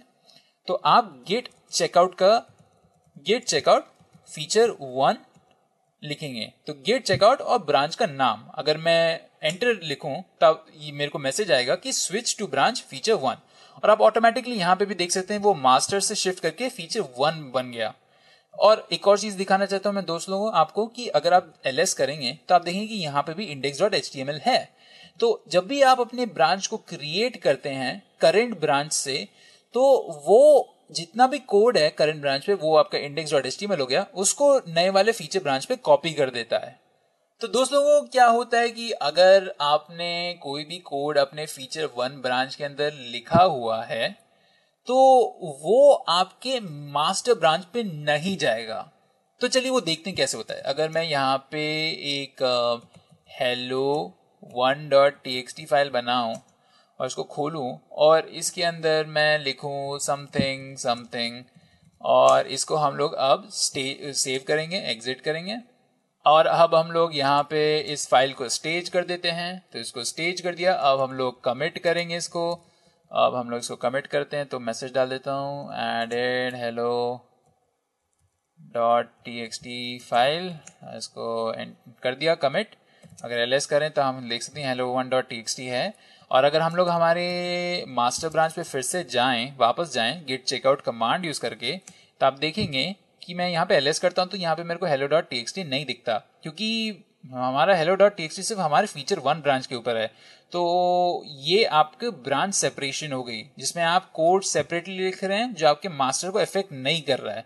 तो इससे हम एक हायरार्की को मेंटेन करते हैं। और फीचर ब्रांच को मर्ज करने से पहले जनरली क्या होता है कि आपका सीनियर डेवलपर है वो आके चेक करेगा, आपका कोड रिव्यू करेगा, आके पुल रिक्वेस्ट को फिर वो अप्रूव करेगा, तभी जाके वो मर्ज होता है। तो ये हो गया हमारा फीचर का क्रिएशन और चेकआउट। तो गेट ब्रांच से अगर मैं फिर से दिखाऊं तो ये रहा हमारे लिस्ट हमारे ब्रांचेस के। चलिए हम लोग एक और ब्रांच को क्रिएट करेंगे। तो मैं गेट ब्रांच फीचर 2 लिखूंगा तो अब ये मेरे फीचर 2 को क्रिएट कर देगा। अगर हम लोग गेट ब्रांच करते हैं तो देखेंगे कि अब फीचर 1 और फीचर 2 दोनों हो गया है। अब दोस्तों अगर हम लोग को कोई ब्रांच को डिलीट करना हुआ ना तो उसका भी एक कमांड है। अगर आप टाइप करें गेट ब्रांच -d और उस ब्रांच का नाम, तो फीचर 2 को ले लेते हैं, तो देखें कि उसने फीचर 2 को डिलीट कर दिया। अगर गेट ब्रांच फिर से देखें तो हमारे पास सिर्फ वही 2 पहली वाली ब्रांचेस हैं।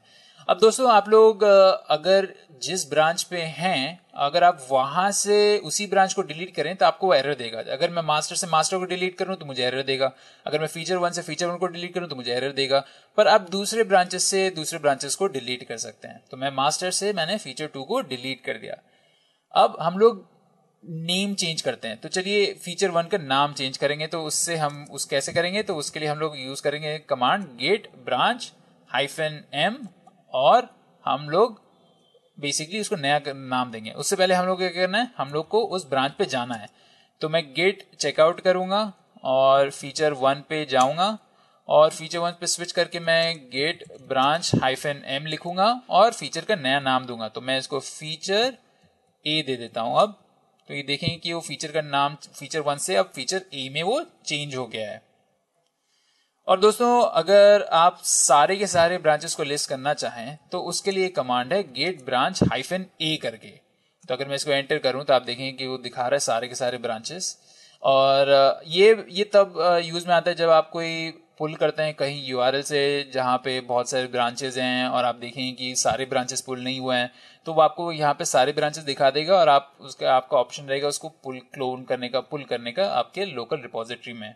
और एक और शॉर्टकट है जो मैं आप लोगों को बता देता हूँ, वो है आपका गेट चेकआउट वाला शॉर्टकट। तो बेसिकली अगर आपको एक फीचर बनाना है या एक ब्रांच बनाना है और उसमें स्विच करना है डायरेक्टली बिना कमांड लिखे हुए चेकआउट और बिना ब्रांच लिखे हुए, तो उसके लिए एक कमांड है, वो है आपका गेट चेकआउट -b और आपकी ब्रांच का नाम। तो मैं फीचर b लिखता हूं तो फीचर b को क्रिएट करेगा और फीचर b में वो स्विच कर लेगा इस कमांड से। बस आपको -b इंक्लूड करना है और आप देख सकते हैं हम लोग फीचर b में है।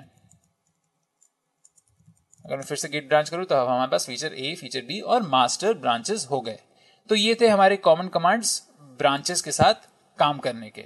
और अगर मैं आपको ls करके दिखाऊं तो यहाँ पे हम लोग को hello1.txt मिलेगा। क्यों? क्योंकि हम लोगों ने जिससे फीचर b ब्रांच क्रिएट किया था उसमें हमारा hello1.txt था।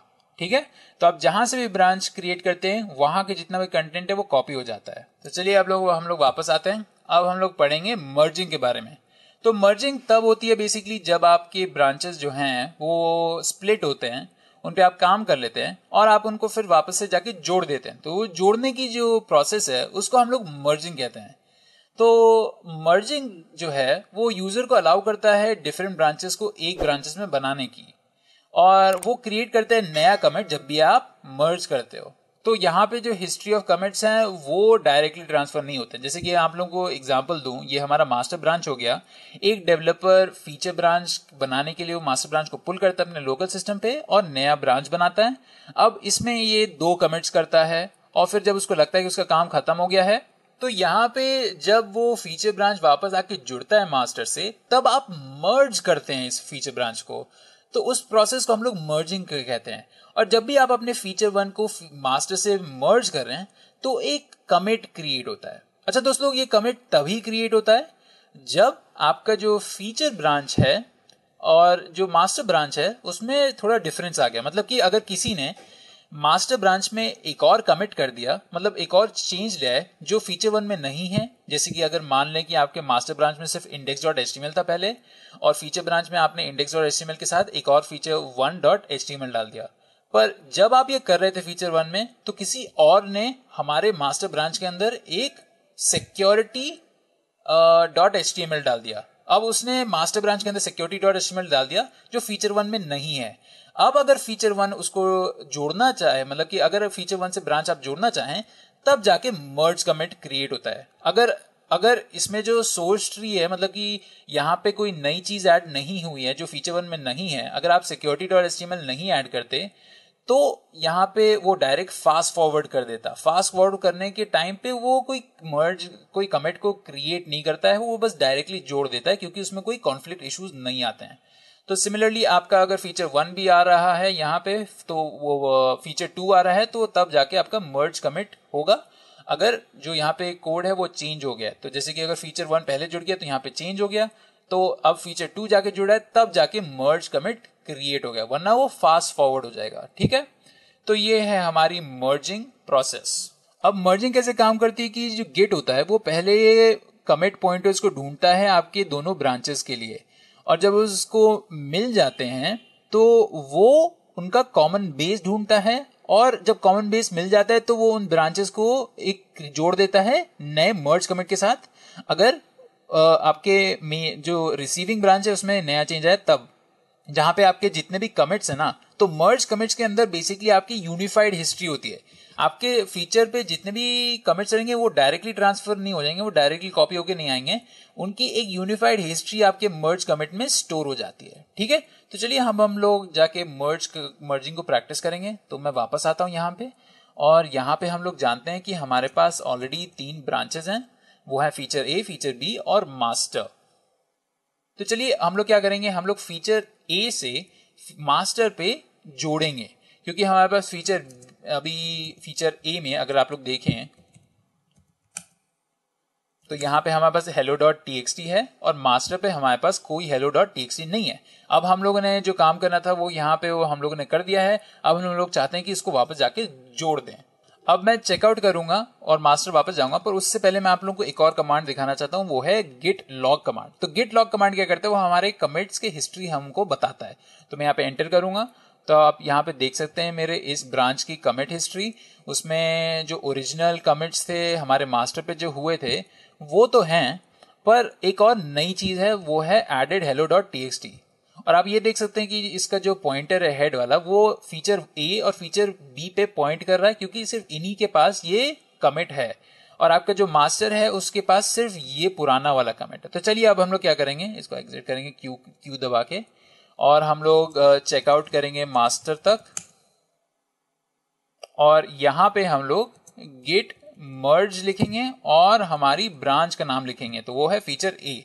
तो ये हो गया इसका सिंटैक्स। बेसिकली आप अपनी रिसीविंग ब्रांच पे जाइए, आपका रिसीविंग ब्रांच मास्टर हो गया, और वहां पे आप लिखिए गेट मर्ज, और गिविंग ब्रांच से और मर्जिंग ब्रांच से आप उसका नाम लिखें और फिर एंटर दबाएं।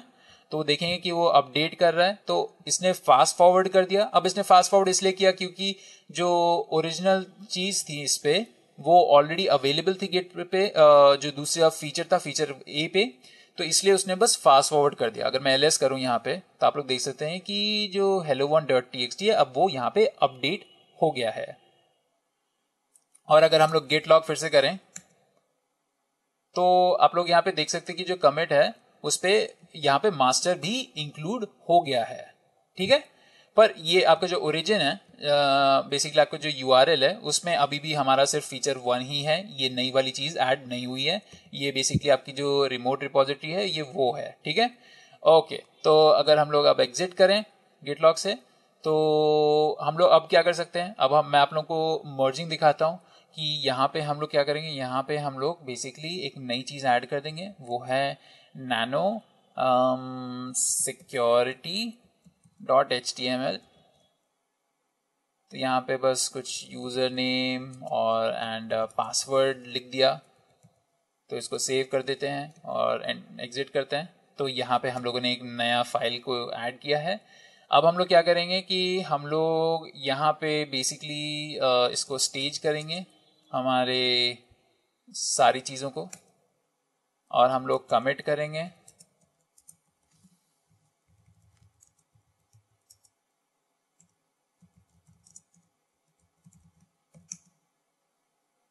ठीक है, तो हम लोगों ने कमिट कर दिया। अगर मैं गेट लॉग करूं तो आप लोग देख सकते हैं कि एक नया कमिट आ गया, उस पर सिर्फ मास्टर पॉइंट कर रहा है, बाकी सब पीछे हैं। और हम लोग एग्जिट करेंगे यहाँ से क्यू दबा के, और हम लोग चेकआउट करेंगे हमारे फीचर बी पे। तो मैं फीचर बी लिखूंगा और हम लोग फीचर बी पे एक नया वो बनाएंगे। देखिए अगर मैं यहाँ पे एलएस करूँ तो आप देख सकते हैं यहाँ पे हमारा security.html नहीं है, और यहाँ पे मैं क्या करूँगा, मैं यहाँ पे एक फीचर b.html बनाऊंगा और लिखूंगा कोड फॉर फीचर बी। इसको सेव करेंगे, एग्जिट करेंगे, इसको स्टेज करेंगे, इसको स्टेज करने के बाद इसको कमिट करेंगे, और कमिट में हम लोग मैसेज लिखेंगे एडेड फीचर बी। इसको हम लोगों ने कमिट कर दिया। अब हम लोग फीचर बी को जाके वापस से जोड़ सकते हैं। तो मैं गेट चेकआउट करूंगा मास्टर पे, और मास्टर पे आके अब हम लोग इसको मर्ज करेंगे फीचर बी को मास्टर से। तो हम लोग रिसीविंग ब्रांच पे आ गए। अब मैं गिट मर्ज लिखूंगा और मैं यहाँ पे फीचर बी लिखूंगा, तो फीचर बी, और फिर एंटर दबाएंगे तो आप देखेंगे कि यहाँ पे वो एडिटर फाइल को क्लोज करने के लिए वेट कर रहा है। क्यों? क्योंकि उसने मर्ज कमिट क्रिएट किया है। तो जब भी आपका मर्ज कमिट क्रिएट होता है तो आपका एक सेपरेट उसका कमिट क्रिएट होता है कि आपने मर्ज किया है। तो यहाँ पे आप अपना मैसेज डाल सकते हैं। तो यहाँ पे लिखा भी है कि please enter your commit message to explain why this merge is necessary. तो यहाँ पे मैं इसको यही छोड़ दूंगा और फिर इसको हम लोग सेव करेंगे। तो मैं पहले कंट्रोल सी करूंगा और पहले मैं शिफ्ट कोलन करूंगा और फिर मैं डब्ल्यू क्यू करूंगा। तो उससे वो डब्ल्यू से राइट करेगा और क्यू से एग्जिट करेगा, तो सेव करके एग्जिट करेगा। तो उसने सेव करके एग्जिट कर दिया और हमारा लॉग उसने हमारा कमिट उसने क्रिएट कर दिया। अगर मैं लेस करूं तो हम लोग अब फीचर b.html को भी देख सकते हैं। और अगर हम लोग गिट लॉग करें अब, तो आप लोग देखेंगे कि जो सबसे लेटेस्ट फीचर है वो मास्टर का पॉइंट हो रहा है और वो था हमारा मर्ज कमिट जो क्रिएट हो गया है। चलिए दोस्तों, अब हम लोग मर्ज कॉन्फ्लिक्ट के बारे में बात करते हैं। तो मर्ज कॉन्फ्लिक्ट जो है वो बेसिकली तब होता है जब आपके जो मास्टर है उससे दो लोगों ने एक बार में ही कोड को पुल करते हैं और उसी सेम फाइल पे वो लोग काम करके उसको वापस जोड़ते हैं। तब वो जब वो वापस जोड़ते हैं तो ये होता है कि उन लोगों ने उसी सेम फाइल पे काम किया था और उसी सेम फाइल पे उन लोगों ने काम किया, तो उससे कॉन्फ्लिक्ट्स आते हैं क्योंकि उन लोगों ने डिफरेंट चीजें चेंज की हैं उसी फाइल में, तो उसको रिजॉल्व करना पड़ता है। तो चलिए अब हम लोग देखते हैं कि गिट कॉन्फ्लिक्ट्स कैसे क्रिएट होते हैं और हम लोग उनको कैसे रिजॉल्व कर सकते हैं। तो मैं वापस आऊंगा यहाँ पे और स्क्रीन को क्लियर करते हैं। अब हम लोग यहाँ पे देख सकते हैं कि जो हमारे ये मास्टर ब्रांच है वो ये है और हमारे फीचर ब्रांचेस थोड़े डिफरेंट हैं। तो चलिए हम लोग ये सोच लेते हैं कि हमारा जो फीचर ए और फीचर बी है, तो हम लोग ये मान लेते हैं कि जो डेवलपर्स ए और बी में काम कर रहे हैं अब वो हमारे इंडेक्स और एचटीएमएल को चेंज करना चाहते हैं, दोनों के दोनों एक साथ चेंज करना चाहते हैं। तो चलिए देखते हैं क्या होता है जब ये दोनों एक साथ चेंज करते हैं। तो पहले हम लोग जाएंगे फीचर ए पे, फिर यहाँ पे इंडेक्स डॉट एचटीएमएल को खोलेंगे। ये ऐड करता है अपना नाम, यहाँ पे बेसिकली कुछ भी फीचर बी वर्क ऐड करता है, फिर वो सेव करता है और एग्जिट करता है। फिर इसको स्टेज करेगा, फिर इसको कमिट करेगा। तो ये सब नेसेसरी है।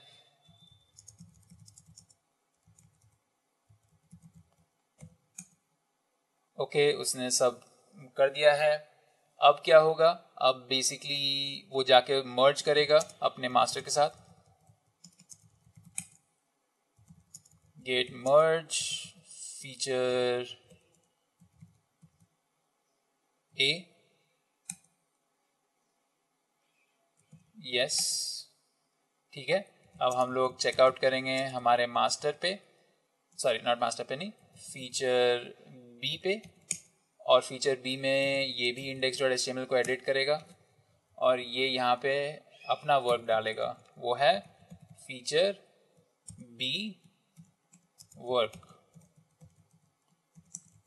और फिर ये भी इसको स्टेज कर देगा और ये भी उसको कमिट करेगा और बोलेगा कि made changes to index dot HTML. अब उसने भी चेंज कर दिया है।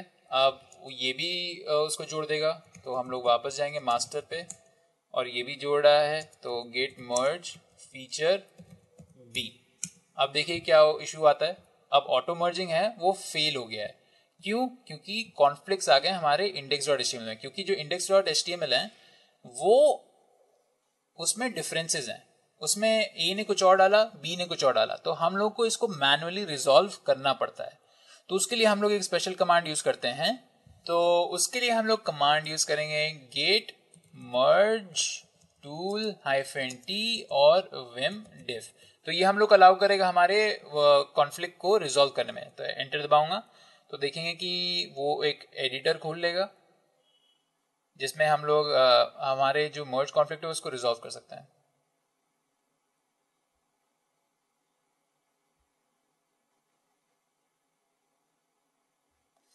तो आप लोग यहाँ पे देखेंगे ये है हमारा जो जो एडिटर्स हैं, तो यहाँ पे आप देख सकते हैं बहुत सारे पेजेस हैं, कंफ्यूज नहीं होइएगा, कोई बात नहीं।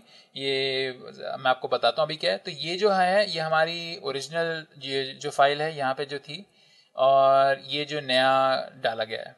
तो बेसिकली मैंने यहाँ पे ए की जगह बी डाल दिया, इसलिए वो ये दिखा रहा है। और ये हमारी जो मर्जिंग फाइल है ये हमारी ओरिजिनल फाइल है। तो चलिए अब हम लोग क्या करेंगे, यहाँ पे बेसिकली हम लोग को एडिट करना है इस फाइल में जो भी हम लोग को चीज़ें चाहिए हमारे फाइनल एडिट में। तो मैं क्या करूँगा, मैं यहाँ पे इंसर्ट दबाऊंगा। तो इंसर्ट दबाने से वो हम लोग को एडिट के लिए अलाउ करता है। तो मैं इसमें नीचे जाऊँगा, देखें कि ये जो हेड है इसको हम लोग रिमूव करेंगे, ठीक है।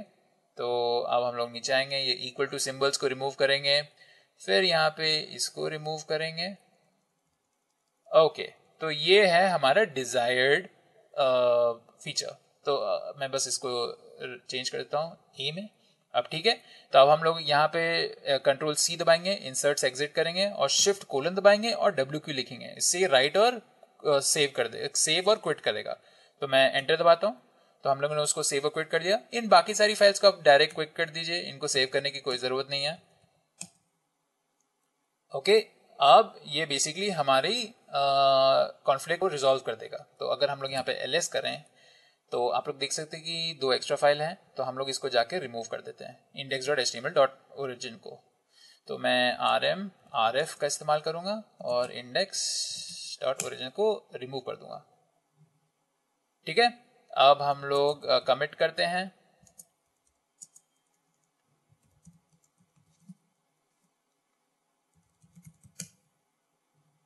अब हम लोगों ने मर्ज कर दिया। अब आप देख रहे हैं यहाँ पे कोई मर्जिंग का इशू नहीं है। अगर मैं इंडेक्स को खोलूंगा तो आप देखेंगे कि हमारे डिजायर्ड रिजल्ट आ गया है। तो ऐसे हम लोग गेट मर्ज कॉन्फ्लिक्ट को रिजॉल्व करते हैं। अब चलिए पढ़ते हैं गेट रीबेस के बारे में। तो रीबेसिंग में बेसिकली क्या होता है कि हम लोग मर्जिंग का कॉन्सेप्ट यूज करते हैं पर थोड़ा घुमा के। तो जो गेट रीबेस है वो एक यूजर को अलाउ करता है पूरे के पूरे शिफ्ट सेट ऑफ कमिट्स को ट्रांसफर करने की। आप वो बेसिकली उसको एक नया बेस देते हैं जो भी कमिट्स हैं। तो ये गिट मर्ज से बहुत सिमिलर है। डिफरेंस क्या है कि यहाँ पे हिस्ट्री ऑफ कमिट ब्रांच से कैरी ओवर होती हैं, पर वो कॉपी करता है डायरेक्ट कमिट्स को, वो यूनिफाइड हिस्ट्री नहीं क्रिएट करता। चलिए मैं आप लोगों को डायग्राम के थ्रू एक्सप्लेन करता हूँ। जैसे कि ये हमारा मास्टर ब्रांच हो गया, इससे हम लोगों ने फीचर ब्रांच बनाया और फीचर ब्रांच में हम लोगों ने 2 कमिट्स किए। अब नॉर्मली मर्ज करते हैं तो ये कमिट्स हमारे ट्रांसफर नहीं होते हैं, पर अगर आप रीबेस कर रहे हैं तो आप फीचर को जोड़ रहे हैं, पर आप फीचर को जोड़ते जोड़ते अब हम आपके पुराने कमिट्स को ले जा रहे हैं। तो आप इन कमिट्स को कॉपी करेंगे और इनको जब मास्टर से जोड़ें तो आप इनको नए कमिट्स की तरह बना देंगे। तो यहाँ पे आपके ये दोनों कमिट्स कॉपी होके यहाँ पे आ जाएंगे जब आपका जो फीचर है वो जुड़ेगा। तो इससे क्या होता है ना, इससे आपको आपके कमिट्स के बारे में बहुत अच्छे से पता रहता है। तो ये उन प्रोजेक्ट्स में हेल्पफुल रहता है जहाँ पे बहुत सारे लोग एक प्रोजेक्ट के ऊपर काम कर रहे हैं, और अगर वो एक प्रोजेक्ट के ऊपर काम कर रहे हैं तो वो काफी ज्यादा मर्ज करते रहेंगे और मर्ज से खूब सारे मर्ज कमिट्स बनते हैं। और मर्ज कमिट्स वो थोड़ा क्लटर बना देते हैं। तो अगर वहां पे आप रीबेस यूज करें तो आपके डायरेक्ट कमिट्स ही ट्रांसफर होते हैं। तो उससे क्या होता है कि आप बहुत इजीली इन्वेस्टिगेट कर सकते हैं। कभी कोई इशू हुआ तो कमिट्स को आप इन्वेस्टिगेट कर सकते हैं, देख के कि कहाँ पे क्या इशू हुआ, किस फीचर की वजह से हुआ। तो ये उस रीजन से होता है। तो चलिए मैं आप लोगों को दिखा देता हूँ एक एग्जांपल के थ्रू। हम लोग यहाँ पे क्या करेंगे कि अभी मैं आपको गेट ब्रांच दिखाता हूँ। तो यहाँ पे हमारा फीचर ए और फीचर बी हैं, उन लोगों को हम लोगों ने मर्ज कर दिया मास्टर से। तो चलिए अब हम लोग फीचर ए में जाएंगे और यहाँ पे क्विक चेंजेस करेंगे। यहाँ पे हम लोग 2 नई फाइल्स ऐड करेंगे। एक home.txt ऐड करेंगे और यहाँ पे मैं कुछ भी लिख देता हूँ, इसको सेव करते हैं। और मैं यहाँ पे मैं क्या करूँगा, मैं यहाँ पे एक कमिट बनाऊंगा, इसको स्टेज करूँगा, इसको कमिट करूँगा।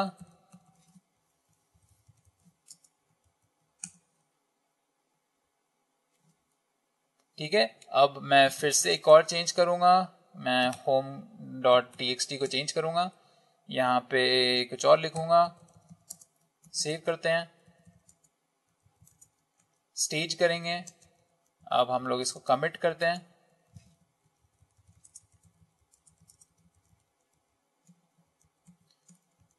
ठीक है, अब हम लोग इसको कमिट कर दिया। अब अगर हम लोग यहाँ पे गिट लॉग करें तो आप यहाँ पे देख सकते हैं जो फीचर है उसके 2 एक्स्ट्रा कमिट्स आ गए हैं। ये जो हम लोगों ने ये पहला कमिट किया था और ये दूसरा कमिट किया था। अब अगर हम लोग इसको रीबेस करें तो अगर मैं वापस आता हूँ मेरे मास्टर पे और यहाँ पे लिखूँ गेट रीबेस फीचर ए, तो सबसे पहले वो कॉन्फ्लिक्ट दे रहा है क्योंकि हम लोगों ने वो नहीं किया बेसिकली। तो चलिए हम लोग क्या करते हैं, हम लोग मर्ज गेट मर्ज टूल -t विम डिफ का इस्तेमाल करते हैं।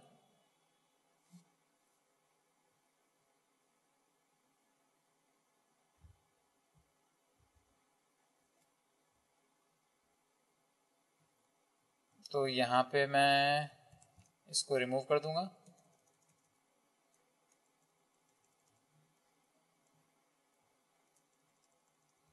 इसको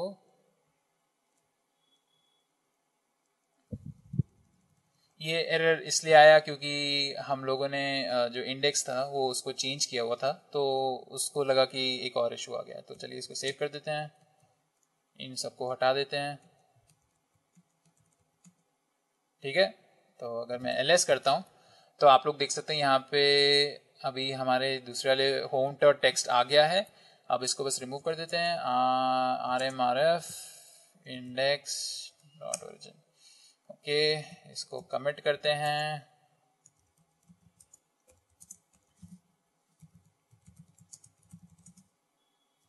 और अगर हम लोग अब गिट लॉग करेंगे तो आप लोग देख सकते हैं जो हम लोगों ने बेसिकली जो फीचर ऐड किया है वो बेसिकली मर्ज अगेन कर दिया है हम लोगों ने। ठीक है, तो ये था हमारा गिट रीबेस दोस्त लोग। चलिए अब हम लोग जाके पढ़ते हैं हमारा दूसरी चीज, वो है गिट वर्कफ्लो। तो जब हम लोग एक्चुअल जो गिट का ब्रांच सिस्टम है और जो लेआउट है, कैसे हर चीज सेटअप होगी, उसके बारे में सोचें तो जो एक्चुअल ऑर्गेनाइजेशंस होते हैं उनमें ये काफी ज्यादा डिफरेंट होता है। जो काम हम कर रहे हैं उससे काफी ज्यादा डिफरेंट होता है। जैसे कि हम लोगों ने एक ब्रांच, 2 ब्रांचेस बना ली या 3 ब्रांचेस बना ली, तो ऐसे नहीं चलता है आपके एक्चुअल ऑर्गेनाइजेशन में। उसमें और थोड़ा सा ज़्यादा कॉम्प्लिकेटेड होता है क्योंकि जो गिट जो है वो एक बहुत ही पावरफुल टूल है। अगर आप उसको अच्छे से इस्तेमाल करते हैं सॉफ्टवेयर डेवलपमेंट प्रोसेस में तो आप उसका बहुत ही यूज देख सकते हैं। मतलब उसको आप बहुत पावरफुल उसकी पावरफुल यूटिलिटी को देख सकते हैं। तो यहाँ पे जब सॉफ्टवेयर डेवलपमेंट में आपको सॉफ्टवेयर पाइपलाइन बनानी होती है तो आपको एक गिट वर्कफ्लो के बारे में भी सोचना होता है। गिट को आपको डिजाइन करना होता है कि उसमें कैसे कोड जो है उसके अंदर कैसे फ्लो होगा। तो चलिए मान लेते हैं कि एक बहुत बड़ी ऑर्गेनाइजेशन है, तो उनके गिट फ्लो वर्कफ्लो कैसा रहेगा, क्योंकि आपके जो गिट वर्कफ्लोज हो सकते हैं वो काफी different types of git workflows हो सकते हैं। अगर मैं आप लोगों को थोड़े एग्जांपल्स दूं गिट वर्कफ्लोज के, तो उसमें आपके कुछ एग्जांपल्स जो आएंगे वो हैं आपके जो सेंट्रलाइज्ड वर्कफ्लो है, आपका गिट स्टैंडर्ड गिट वर्कफ्लो है, आपका गिट फीचर ब्रांच वर्कफ्लो है, आपका फोर्किंग वर्कफ्लो है। ये सारे डिफरेंट आपके टाइप्स ऑफ वर्कफ्लोज होते हैं। तो हम लोग जो वर्कफ्लो के बारे में बात करने जा रहे हैं वो आज है स्टैंडर्ड गिट वर्कफ्लो। इसमें हम लोग मल्टीपल ब्रांचेस का इस्तेमाल करते हैं और आपके पास खूब सारे इंटरमीडियरी ब्रांचेस होते हैं जिसके थ्रू आप कोड को पुश करते हैं। तो चलिए अगर हम लोग देखें यहाँ पे तो हमारे पास बहुत सारे डिफरेंट टाइप्स ऑफ ब्रांचेस हैं, जैसे आपका मास्टर हो गया, हॉट फिक्स हो गया, रिलीज हो गया, डेवलप हो गया और फीचर हो गया। तो हम लोग फीचर के बारे में पहले शुरू करेंगे। तो जो फीचर ब्रांचेस है मैं उन लोग उसके बारे में आप लोग को ऑलरेडी बता चुका हूँ।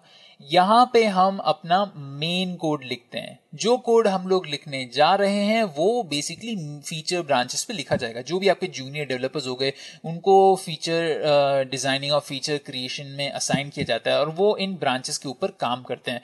तो बेसिकली मास्टर से क्लोन कर लेते हैं अपने लोकल रिपोजिटरीज में, फिर ब्रांचेस क्रिएट करते हैं और उन ब्रांचेस पे वो काम करते हैं और फिर उसको मर्ज करके वो पीआर रेज करते हैं और उनके जो सीनियर डेवलपर्स हैं वो उनको रिव्यू करते हैं और उनको लगता है कि अगर ये ठीक है तो वो उसको डेवलपमेंट ब्रांच में जोड़ देते हैं। अब जो डेवलपमेंट ब्रांच है वो इसलिए है कि वो बाकी जो फीचर्स ब्रांचेस हैं उसको अक्वायर करने के लिए। अगर सोच लिया कि 10 फीचर ब्रांचेस हैं और उनको आप एक जगह स्टोर करना चाह रहे हैं तो वो आपका डेवलप ब्रांच हो गया। अब वो डेवलप ब्रांच में जाके उसमें उसकी वो होगा, बेसिकली जब आपके पास इनफ आ जाएंगे डेवलप ब्रांच में तो उसका रिव्यूइंग होगी और फिर वो एक रिलीज ब्रांच पे चला जाएगा। जब उसका प्रॉपर रिव्यूइंग हो जाएगी, उसके डीबगिंग हो जाएगी, तो वो रिलीज ब्रांच पे चला जाएगा। अब रिलीज ब्रांच पे वो एक रिलीज कैंडिडेट्स की तरह रखे जाएंगे और रिलीज कैंडिडेट्स की तरह रखे जाएंगे तब तक जब वो शेड्यूल ना हो रिलीज के लिए, और जब वो शेड्यूल हो जाएंगे रिलीज के लिए तब वो मास्टर ब्रांच से जुड़ जाएंगे और फिर वो प्रोडक्शन के लिए चले जाएंगे। ठीक है, तो चलिए इस डायग्राम में देखते हैं कि ये कैसे चलता है। तो हमारी मास्टर ब्रांच हो गई, मास्टर ब्रांच से हम लोग एक पुल करते हैं डेवलप ब्रांच, और उस डेवलप ब्रांच से हम लोग एक फीचर ब्रांच को पुल करते हैं। तो इस फीचर ब्रांच में हम लोग अपने चेंजेस करते हैं और ये चेंजेस करने के बाद हम लोग उसको वापस से जोड़ देते हैं डेवलप ब्रांच में। जब डेवलप ब्रांच के इनफ फीचर्स आ जाते हैं तो वो सारे फीचर्स जाके वो आपके रिलीज ब्रांच को जोड़ देता है, और रिलीज ब्रांच में आप बेसिकली रिव्यूइंग कर सकते हैं और डॉक्यूमेंटेशन करते हैं। और जब वो सब हो जाता है तो रिलीज ब्रांच से वो मास्टर ब्रांच में तब जुड़ता है जब वो शेड्यूल्ड होता है कोई भी जुड़ने के लिए। अगर सोच लीजिए कि आप मंथ एंड में कर रहे हैं या फिर स्प्रिंट साइकिल के एंड में कर रहे हैं, तब वो जाके जुड़ेगा मास्टर में। तब आपका वर्जन 0.1 से वो जो मास्टर है उसमें कोड वो 0.2 हो जाएगा और फिर ये आपका प्रोडक्शन के लिए चला जाएगा। पर आप देखते हैं कि इसमें कुछ एरर आ गया है, तो इसको क्विकली रिजॉल्व करने के लिए हम लोग हॉट फिक्स ब्रांच का इस्तेमाल करते हैं। वो एक क्विक ब्रांच होती है जो आप पुल करते हैं वर्जन 2.0 के आगे से और उसमें चेंज करते हैं और फिर उसको वापस से जोड़ देते हैं। फिर आपका वर्जन 1 या कोई भी दूसरा वर्जन हो जाता है जो आपके प्रोडक्शन के लिए जाता है। तो आपका एक गिट स्टैंडर्ड वर्कफ्लो ऐसे दिखेगा। तो चलिए अब हम लोग जाके इसको एमुलेट करने की कोशिश करते हैं। तो मैं यहाँ पे अपना गिट बैश खोलूंगा और आप यहाँ पे देख सकते हैं कि मैंने एक ऑलरेडी फोल्डर क्रिएट कर दिया गिट वर्कफ्लो करके। तो चलिए इसको पहले क्या करेंगे, सबसे पहले इसको इनिशियलाइज करेंगे। तो हम लोगों ने इसको इनिशियलाइज कर दिया।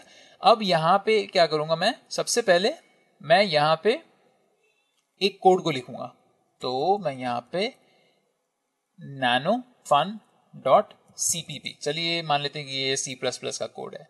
तो सबसे पहले हम लोग C++ का कोड यहाँ पे लिखेंगे और फिर यहाँ पे लिख देते हैं मेन कोड और इसको सेव करेंगे, इसको एग्जिट करेंगे, फिर इसको हम लोग स्टेज कर देते हैं और इसको हम लोग कमिट कर देते हैं।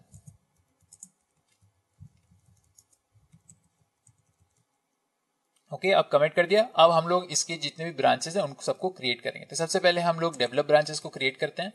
तो मैं लिखूंगा यहाँ पे गेट ब्रांच डेवलप। तो इससे क्या होगा, जो भी हमारा कोड है वो डेवलप पे भी चला जाएगा।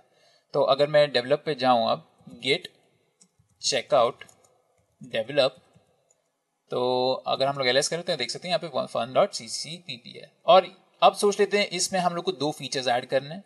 तो 2 फीचर्स ऐड करने के हम लोग 2 ब्रांचेस क्रिएट करेंगे। सबसे पहले मैं क्रिएट करूंगा गेट ब्रांच फीचर 1 और फीचर 2। अब इन दोनों पे भी fun.cpp क्रिएट हो गया है।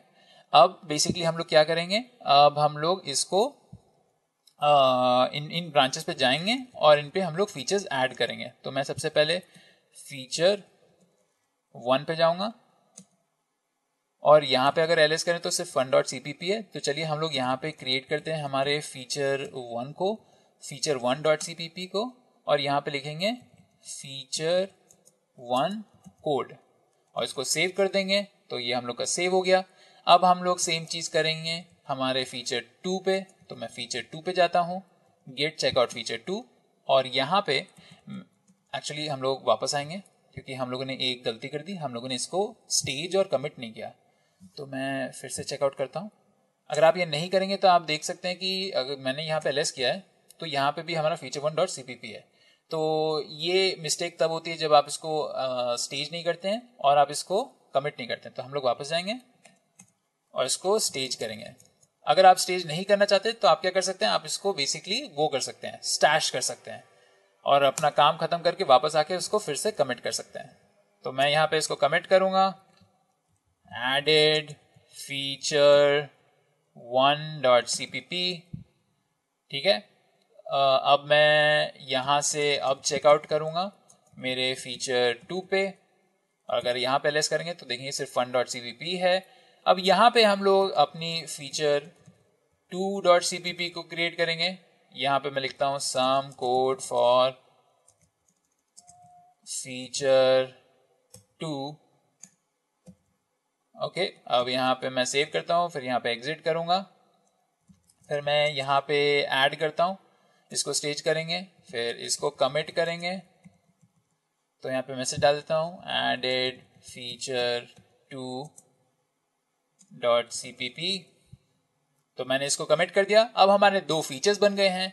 अब क्या होगा, अब हम लोग इनको मर्ज करेंगे डेवलप के साथ। तो अगर हम लोग गेट चेकआउट करते हैं डेवलप पे, तो हम लोग एलएस करेंगे तो देखेंगे कि यहाँ पे फीचर 1 और फीचर 2 नहीं है। तो मैं क्या करूँगा, सबसे पहले मैं यहाँ पे मर्ज करूँगा मेरा फीचर 1। तो मैं फीचर 1 को ब्रांच को यहाँ पे मर्ज करता हूँ और फिर हम लोग फीचर 2 को मर्ज करेंगे। आप देख रहे हैं ये फास्ट फॉरवर्ड हो रहा है और फीचर 2 है वो मर्ज होगा। तो इसको सेव कर देते हैं। ठीक है, अब हमारे फीचर 2 और फीचर 1 मर्ज हो गए। यहाँ पे आपके .cpp फाइल्स हैं। अब क्या होता है, अब आपका सीनियर डेवलपर आके रिव्यू करेगा। अब देखिएगा कि कोई इशू तो नहीं है। अगर उसको लगा कोई इशू है तो वो बोलेगा कि डेवलपर को कि आप प्लीज इसको फिर से रिकरेक्ट करें। तो हम लोग वो सिमुलेट करते हैं इसका जो करेक्शन हो गया। तो अगर हम लोग वापस गए, हम लोग यहाँ पे फीचर 1.cpp को खोलेंगे, फिर मैं यहाँ लिख देता हूँ करेक्शंस वर मेड। इसको सेव करते हैं, एग्जिट करेंगे। अब हम लोगों ने करेक्शंस बना दिए हैं। अब इसको स्टेज करते हैं। अब इसको कमिट करेंगे।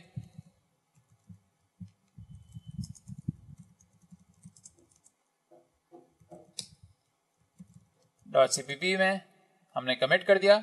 अब हम लोग वापस आएंगे डेवलप में, और डेवलप में आके हम लोग बेसिकली मर्ज कर देंगे फिर से गेट मर्ज फीचर 1। तो हम लोगों ने यहाँ पे फीचर क्रिएट कर दिया।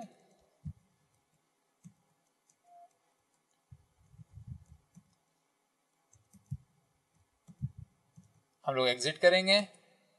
ठीक है, तो अगर मैं लेस करता हूं, तो अगर हम लोग यहाँ पे कैट करें फीचर 1 को,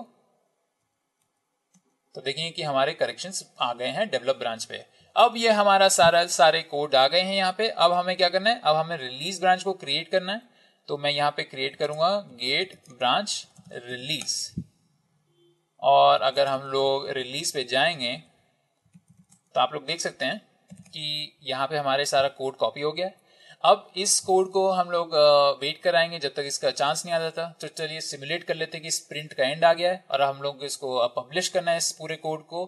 तो इसको पब्लिश करने से पहले इसका डॉक्यूमेंटेशन होगा और फिर डिसाइड होगा कि ये पब्लिश होंगे कि नहीं। तो डिसाइड हो गया कि हाँ ये पब्लिश होंगे और डॉक्यूमेंटेशन भी हो गया। अब हम लोग वहाँ पे जाएंगे मास्टर ब्रांच पे, गेट चेकआउट मास्टर करते हैं और मास्टर पे हम लोग रिलीज ब्रांच को जोड़ देते हैं। तो फिर से हम लोग गेट मर्ज करेंगे और रिलीज ब्रांच को मर्ज करेंगे मास्टर से। और आप लोग देख सकते हैं कि पूरा उसने मर्ज कर दिया। अगर मैं एलएस करूं तो आप देख सकते हैं सारे अब वर्जन 2 आ गया है। अब सोचिए कि अगर इस वर्जन 1 या वर्जन फीचर 1 या फीचर 2 में, अगर सोच लीजिए फीचर 2 की वजह से कोई इशू आ रहा है सॉफ्टवेयर में, तो हम लोग को एक क्विक फिक्स करना है। तो क्या करेंगे, हम लोग एक क्विक ब्रांच बनाएंगे। इस क्विक ब्रांच को हम लोग हॉट फिक्स कहेंगे और हम लोग इस हॉट फिक्स ब्रांच पे जाएंगे। और इस हॉट फिक्स ब्रांच पे जाने के बाद हम लोग हमारे फीचर 2 को चेंज करेंगे। अब मैं फीचर 2 को खोल लेता हूं।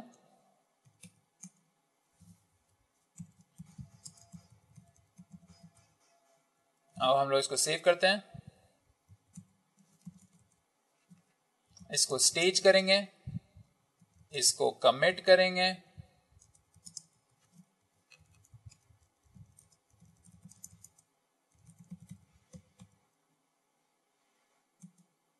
अब हम लोग वापस आएंगे मास्टर पे और हम लोग इस पे हॉटफिक्स को मर्ज कर देंगे। तो मैं यहां पे करूंगा गेट मर्ज हॉटफिक्स। तो आप लोग देख सकते हैं कि अगर मैं यहाँ पे अब फीचर 2 को कैट करूंगा तो उस दिखा रहा है कि ये फीचर्स आ गए। तो दोस्तों ये हमारा गेट वर्कफ्लो हो गया। अब अगर मैं आप लोगों को गिट ब्रांच दिखाऊं तो आप देख सकते हैं बहुत सारी ब्रांचेज हैं, develop, feature branches, hotfix branches, release branches, और मैं अगर चाहूं तो इसको जाके अब इसको पुश कर सकता हूं मेरे कोई रिमोट रिपोजिटरी पे। तो ये हमारा वर्जन 1 हो गया और आप यहाँ पे देख सकते हैं कि ये ऐसा कुछ हो गया। अगर आप लोग इसका लॉग कमिट्स देखना चाहें तो आप इसके गिट लॉग कर सकते हैं और आप देख सकते हैं जो भी ब्रांचेस हैं वो कहाँ पे हैं। तो यहाँ पे देख सकते हैं मास्टर काफ़ी आगे है, फीचर और रिलीज और डेवलप एक साथ हैं और फीचर 1 आपका नीचे है, ठीक है।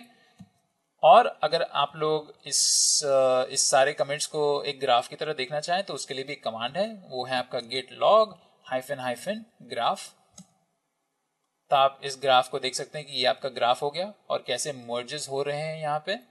और ये जो कलर्स हैं वो कोई चीज़ के इंडिकेटिव नहीं है, वो बस रैंडमली असाइंड कलर्स हैं, मतलब कि पहले रेड होता है, फिर ग्रीन, फिर येलो, फिर आपका पर्पल। तो ये ऐसे हो गया। और एक और चीज़ कर सकते हैं हम लोग अगर इसको 1 लाइन में देखना चाहें तो इसको 1 लाइन में भी देख सकते हैं। तो ये देखिए, ये आपका मच बेटर वो हो गया। तो सबसे पहले यहाँ पुल हुआ, फिर आपका बाद में वापस मर्ज हुआ, तो ये आप देख सकते हैं। और इसको हम लोग प्रिटी भी बना सकते हैं। तो ये आपका प्रिटी हो गया, ठीक है। तो दोस्त लोग, ये है हमारा बेसिकली गिट वर्कफ्लो। तो आई होप आप लोगों को समझ में आया कि गिट वर्कफ्लो क्या होता है। अगर मैं रीइटरेट करूं तो बेसिकली आपके ऑर्गेनाइजेशन में एक बहुत ही स्टैंडर्डाइज्ड वर्कफ्लो का इस्तेमाल हो सकता है, या फिर आपके रिक्वायरमेंट्स के बेस के ऊपर एक बहुत ही इंट्रिकेट वर्कफ्लो हो सकता है जिसमें आपके पास बहुत सारे ब्रांचेस हैं, फीचर ब्रांचेस, इंटरमीडियरी ब्रांचेस और आपका मास्टर ब्रांच। तो दोस्त लोग, ये था हमारा गिट का ट्यूटोरियल। मैं होप करता हूँ कि आप लोग को बहुत अच्छा लगा और आपने इससे कोई सीख ली। और फिर से अगर आप लोग चाहें तो ग्रेट लर्निंग एकेडमी विजिट करें और 80 से ज्यादा फ्री कोर्सेज में एनरोल करें और एक फ्री सर्टिफिकेट पाएं। और आप इसको अपने मोबाइल पे भी कर सकते हैं ग्रेट लर्निंग ऐप की मदद से। दोस्त लोग, शुक्रिया देखने के लिए।